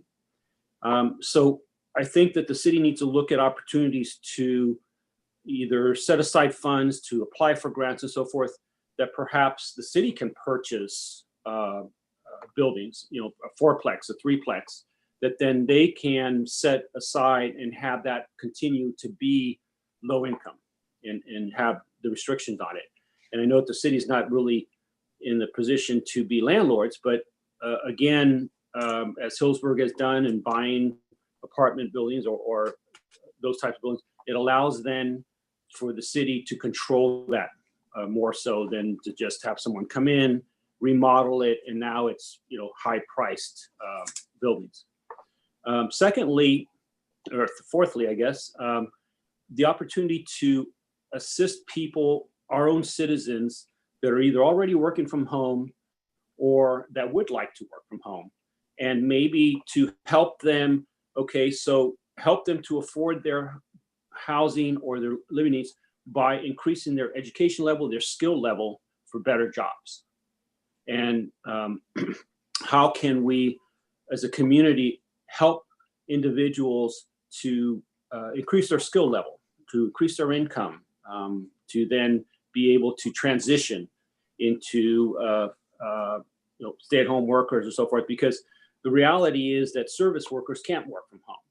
And those are the individuals that are mostly affected by COVID. They don't have the skills or the ability.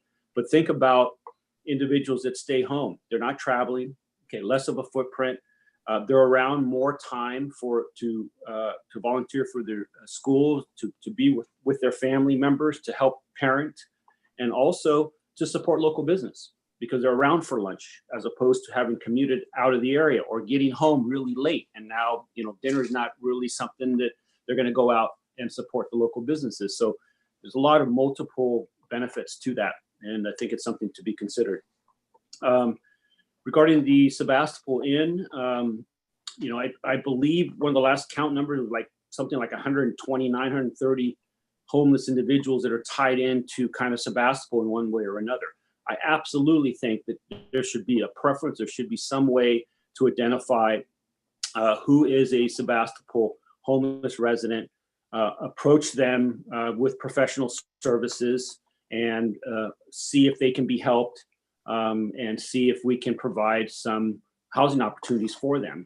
The more housing spaces that we have for homeless individuals, the better we can also control to give those individuals an option to say, you can't move someone from a space because there's nowhere else to go. But if you have an option for them and they choose not to choose that, well, it gives us a little bit more options to, for that. And, we want to definitely keep in mind that we definitely, it's not about not in my neighborhood when it comes to this project. And I want to be very clear, because that's what sometimes it's look about. Oh, Sebastopol's causing an issue. They're pushing back. It's not in my, that's not what it's about. It's about protecting and servicing our citizens, our family members, our kids, all right, that we need to keep in mind as well, and to not cause homelessness for other people or businesses to close. Those are the things we're trying to look out for while trying to provide the homelessness. I think my understanding is that about $80,000 or so is going to be lost from the TOT. And that's just the number from that, not to mention what those individuals go in and participate in business. That's a hard number that is difficult to replace. And I think that the county should consider as part of their expenses to provide some of that funding for the city that's being lost, and how that can be done. And basically also, what are where does the buck stop? How are we as citizens protected? How can we, if there's issues going on? I think there should be at least initially a quarterly review.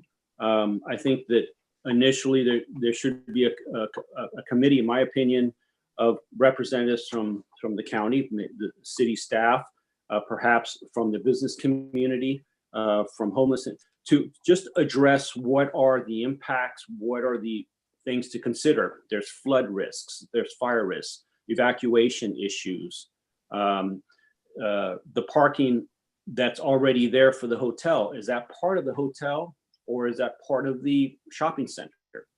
How is that going to be monitored? And so, I think we should at least have those reviews.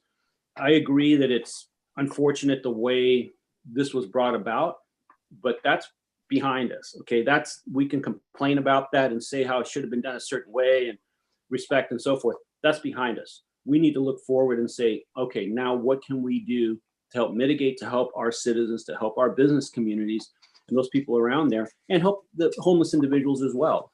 Again, giving priority to Sebastopol. There's a lot of questions. They're talking about putting a fence around the area. County has certain rules about smoking. Well, if you've got individuals there initially that are elderly, they're not going to just stop smoking. They have to find a place to go smoke in that area. So, there's items in that. Are there going to be curfew issues, and so forth? If there's not kitchenettes in every one of those rooms, well, how are they going to be provided, food for those spaces? But I think that And then just like we have a committee for the village park that kind of reviews these types of things, I think that whether the ad hoc initial committee continues in that role, but there should be a group of, again, representative, could be somebody from county and so forth, that is kind of looking over that and that is bringing those concerns. Because, you know, if we just wait for once a year and then we complain to the county and so forth, you know, it may not help. But if we're along the way, we see some of these things coming up, they can be addressed. And everything needs to be in writing. I don't care what the the supervisors can say, and they certainly can mean it. We're going to take care of you. We're not going to allow this. We're going to do this. Well, things change. You know, things change, different supervisors and so forth. And you don't have things in writing. They don't have to honor anything from that standpoint. So, you know, we don't have a whole lot of leverage here. So, you know, my emphasis is to a way of cooperation. How can we cooperate? Let's build some goodwill, you know, and respect for our community from that standpoint, even though they don't have to. But let's approach it, I think, from that standpoint, and you know, because we don't really have many choices. I think we should also get some some funding for perhaps helping some of those businesses around if they need to move or convert, you know, and so forth, because their business plans were set to be in that particular space, you know, because of the hotel and so forth from that standpoint. And yeah, by eliminating that hotel, essentially you have eliminated a whole group of income families and individuals that won't be able to afford the new hotel or any other space around. So, you know, you're kind of having that kind of an impact. And maybe there's also an impact that more houses will be rented or used for vacation rentals, because that need, whether it's above board or below board, I think that takes away from you know, the housing stock. So basically, I think those are the items that I have. But to, you know, let's work in cooperation. Let's figure out a way to do this fairly, and you know, how can we proceed? What can they provide for us? They're getting, you know, they're getting money from the state, $80,000 to provide at least to the city. I don't think is a whole lot of funding, but you know, I think it's a lot more than that. So I think we just need to be aware, again, support the project. It's coming anyway, but we need to protect and account for our citizens, our families, our kids, and so forth now and in the future. Other than that, I think it's great. Nothing to it, right? So, so at this point, I don't know if the commission wants to take a quick 5-minute break before we go into public comment, because that may take up some time. Or I just had one more comment. It's Commissioner Haug. Yeah. And I want to say I completely support you in terms of seeking reimbursement for lost TOT, lost sales tax, and lost property tax revenue, because I do feel that as I pay property taxes in the city of Sebastopol, and basically because our city budget is so low, it's only $10 million, which comes out to about $1,300 per person per year. Any loss of revenue for us as a city will also mean a loss of service. You know, I've been working on the Parks Subcommittee, and we have a very minimal budget for our Parks Department. And I would hate, you know, $80,000 would actually go quite far given the numbers I've been looking at for the Parks budget. So I support that. I feel the county should definitely reimburse us for that. And if there's any other additional businesses that close due to this hotel conversion, I think we should be reimbursed for that as well, because I believe it will be very difficult to fill that vacancy if businesses decide to leave because of the environmental uncertainty to start a new business in that space. It's very hard for small businesses in California to run because it's expensive. It's expensive to live here, and there's not enough workforce housing. So if you're running a cafe or a store, it's hard to find employees. So I feel that the city should be completely reimbursed because we're basically looking at lower standards of city services for people who are paying the same amount of taxes. You know, the hotel purchase and renovation is around $10 million. The state's reimbursing probably 4 million or 6. I'm sure you can get clarity on that. And then it costs $2,000 to $3,000 a month per resident to operate the hotel, which comes out to, you know, $24,000 or $36,000 annually per resident of the hotel. So clearly, you know, the state, as far as I can understand, will reimburse for 2 years, but then after that, that financial burden falls to the county.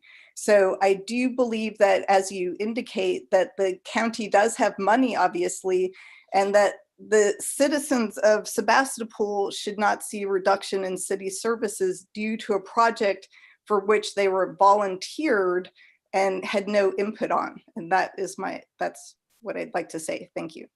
Okay. Thank you. So commissioners, should we continue on? Do you want to take a quick 5-minute break?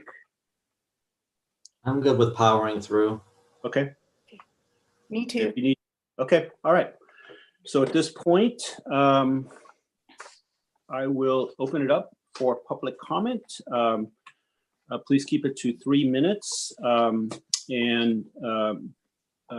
Director Svanstrom, if you could kind of let people know how they can be recognized, and also assuming that you will have the 3-minute timer going as well.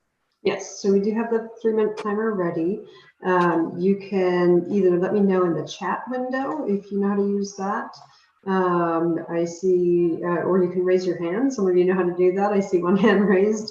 Or if you have a visual, you can just, you know, wave your hand. I think most of you know how to use one of those functions. I will note that we did receive one written public comment to the Planning Commission, and that was from Commissioner Howe, which is on the website and was also included in the sent to the Planning Commissioners. And I will note we have seen the City Council has received public comments on the Sebastopol Inn via the City Clerk, and those will be included in that agenda item for next Tuesday. And so we will start off. The first person I see is Diana Rich. So Diana, I'll unmute you. Thank you. It's a pleasure to be here. Thank you to all the commissioners for doing all the hard work that you do, and for those who are attending to participate and to share their perspectives. Also, as the new city council person here in Sebastopol, I was very eager to listen in and hear what the comments were here. I just want all of you to know that I have been listening very carefully, taking notes, and I will also pay attention to the notes that Carrie Svanstrom will be forwarding. I really appreciate the genuine concern for business interests, for residents' interests, and what I hear coming through in terms of compassion, but a balance for concern that compassion also needs to be extended to our community and our homeless and our residents and our businesses. Particularly appreciate the specific and very concrete suggestions that I've heard here from Commissioner Haug and also from others, including Everett Fernandez. It's clear that there's been a deep thought process on many people in the room here, not just in kind of emoting about it, but recognizing what can we do moving forward in order to hopefully be more comfortable with the outcome that we will be facing here with Sebastopol. And I encourage anyone to email me with any comments or questions.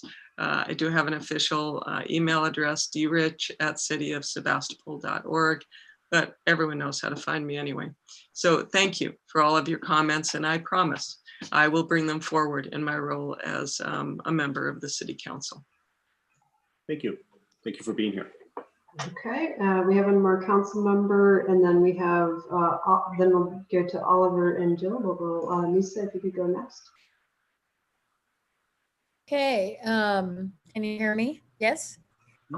Yes. Yes. I think I'm I'm a little have a sketchy signal tonight, but I wanted to weigh in. I've been listening to the meeting since the beginning, and I just wanted everybody to feel assured that while we have no technical jurisdiction, we've been working hard behind the scenes to try to mitigate impacts to our community on this issue and doing our research. And we do plan to, we have to submit comments by tomorrow. So I held my comments to listen in tonight, and hopefully we'll include comments from this meeting in the comments I submit for the county, and then we'll be taking it on next Tuesday night. So yeah, I just wanted to kind of reassure the public that we're working on it. And while we have no jurisdiction, we are hopeful that this will both serve our vulnerable community of homeless as well as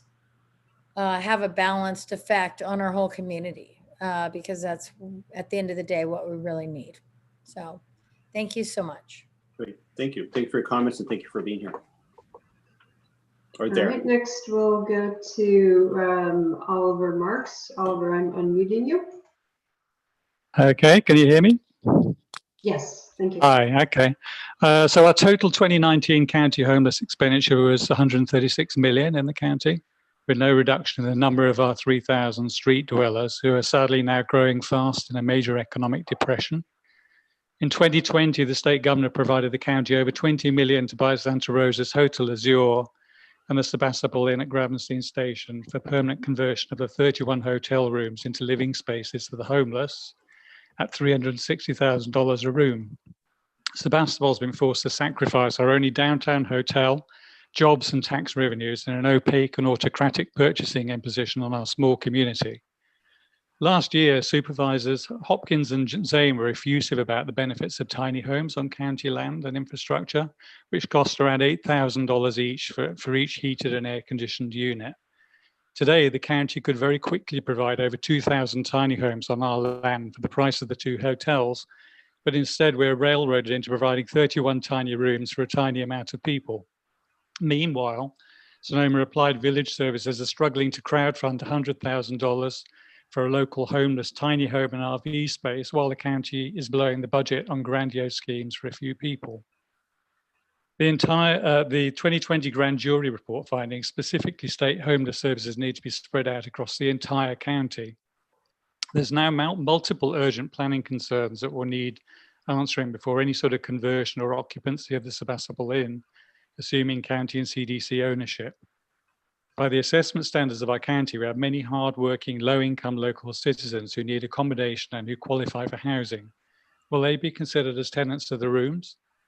The county currently squanders huge amounts on outsourced non-profit services partners. Who will be managing the Sebastopol Inn?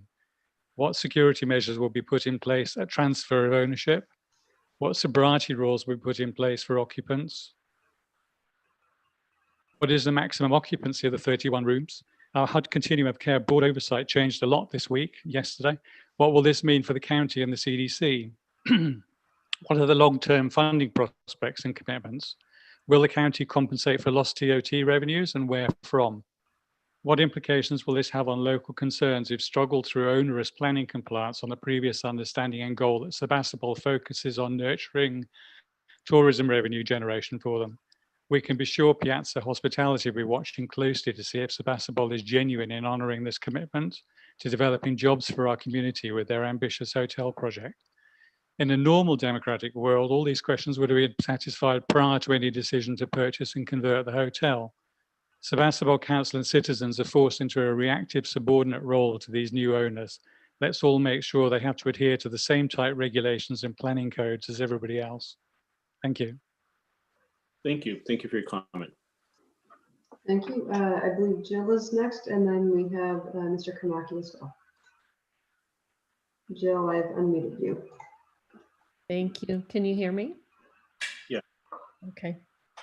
So as a citizen of Sebastopol and a business owner in the Gravenstein Station, I just want to tell you that I'm frustrated and I feel very defeated. Coffee Cats is up for sale, as well as Kathmandu Restaurant in Gravenstein Station. And we have a real estate agent looking for a new location for us in another Sonoma County city. Our decision to move is still up in the air, but we just can't see how it's appealing to have a business in an area that already has so many issues with homeless individuals loitering, sleeping on our doorstep, going through the trash. Just last night, a gentleman was sleeping on the tables at Coffee Cats when I left our business at 9 p.m. I love Sebastopol, and I've shown it by being a volunteer and leader on a variety of nonprofit boards, and we own a home in downtown Sebastopol. After the town hall meeting a few months ago, I then realized that the leaders in the county and Sebastopol as a whole don't really value local businesses all that much, and certainly not as much as I ever thought they would. And that it was time for me and us as a business to start looking for a place that does. I think that what I'm hearing and seeing from people is that there is a really, really gross, I don't even know the word. I just don't think anyone actually recognizes or understands the impact that losing this hotel is going to have on us businesses. We chose that location because it's across from the Barlow and it has a hotel.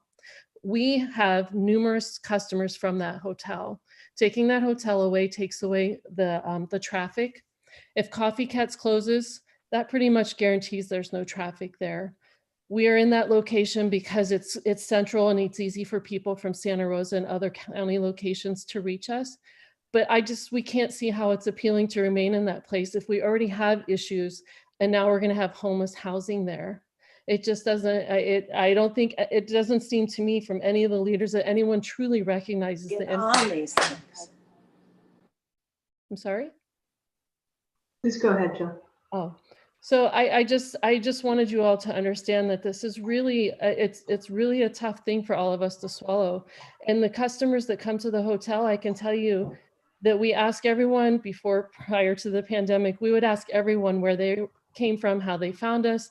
And we have numerous customers that we still ship to across the US because they've stayed at that inn and visited us. So now we're going to lose all of that business. And if these other businesses, Kathmandu and Coffee Cats, close, I mean, it pretty much guarantees that we will move out of Sebastopol because I just can't see staying here. And I live here and I love this place, but business-wise, it makes sense to go elsewhere where people truly appreciate the businesses and understand the importance of them in the city. Thank you. Thank you. Thank you for your comments. All right, so next we have Michael Karnacki. Michael, I have unmuted you. Yep. Hi there. Nice to see you all. I just wanted to put something out there. So after it was finalized that they were getting the funding, I reached out to Supervisor Rabbit, and I I said to him that by virtue of the county making that purchase of that property, that they actually expanded their territory into our sovereign jurisdiction without consulting our planning director, without consulting our general plan, without consulting our zoning code, and without being transparent in their plans and their negotiations. And I said to him, so for me personally, and this when I was a council member, to me, that is an insult to our integrity as a sovereign jurisdiction. And so I said that there's one way that would be a gesture of goodwill that would kind of make up for that. And that would be for him and the county to give us the Veterans Building and the property that it sits on. And so in essence, the county would gain some territory and they would give some territory. And Supervisor Rabbit, his first concern was for the veterans and how that would work. And then he thought a little bit about it and he said, well, it's interesting, of all the veterans properties that the county owns, that the Sebastopol property is in a unique situation because it's already being leased to the Art Center. And so he said, it is possible that we could make that transfer and that he would be in favor of it. Subsequent to that, I reached out to Supervisor Hopkins and I hit a roadblock. She said, absolutely not, at least coming through her, one of her representatives in lease. So I do have a conversation scheduled with her tomorrow. I don't know that it will get very far, but I think that any kind of monies that we ask for from the county to cover our costs. It should be in addition, we should ask for as a matter of goodwill that they give us the Veterans Building. So I just wanted to put that out there. I don't know that that's a possibility, but I think that with ownership of that Veterans Building, then we can revitalize that part of downtown. And then any bond issue, maybe to purchase the property where the former dry cleaners was, and we could really revitalize that area of the downtown. So that's my comments. Thank you, Michael. Thank you for being here and your comments. Sure. Thank you. And I did not see any other hands raised. I do see a couple other members of the public. So I'm going to ask quickly if Debbie or Colin, either of you wants to make a public comment. I do. Okay, Debbie, why don't you go next? Can you hear me? Can Yes, you hear we can. me? Thanks. Yep. You can? Okay, so I'm Debbie Marr, and I owned Coffee Cats for these 28 years. And I have my business up for sale because my daughter has a son that's 9 years old. And so she's not being able to manage my, my staff. And I don't have any staff because they got more money than they could make it Coffee Cats. And so it's been a really rough year. And I just want to say that that people have been calling me about purchasing Coffee Cats, but then they don't do it because of Sebastopol Inn. They hear about that and they say no. So it's like I'm stuck in an endless loop of that. I would like to sell it because I'm 70 years old and I've been there forever, but now I can't.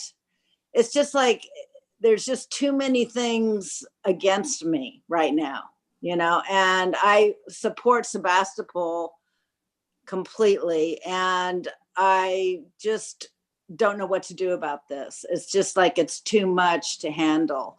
And I feel that they should come in and help me out here somehow because I can't sell my business. I can't get out of my lease. There's just, nobody's going to work with me. And I'm just so frustrated about this.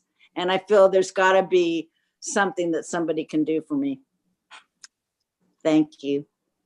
Thank you. Thank you for your comments.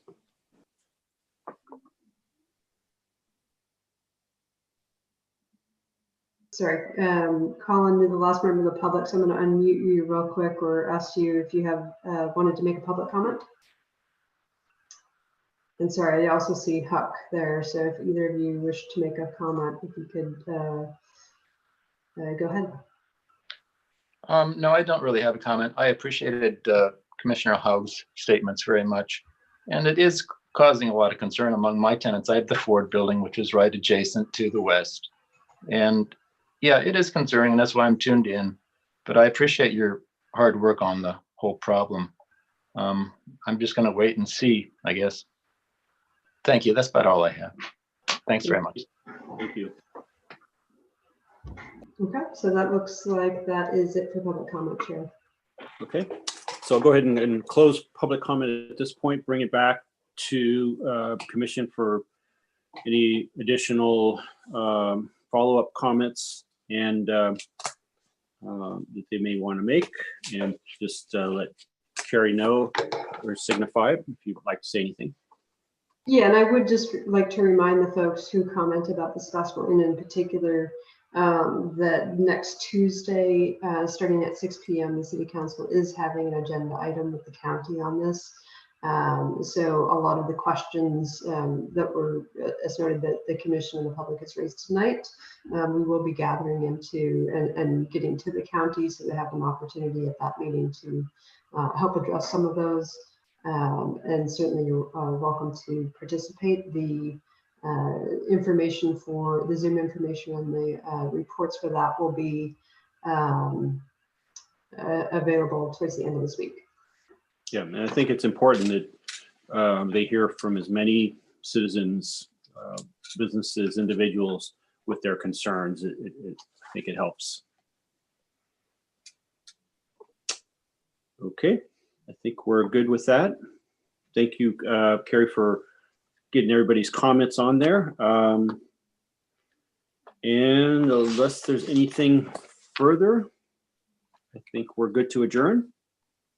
And we'll let the commissioners know about the December 22nd meeting as soon as we know about that. And thank you for being here. Be safe. And a reminder to stay physically distant, but socially close. Thank you. Thank you, Chair Fernandez. Thank you. Thank you. Good evening. Thanks. Thank you.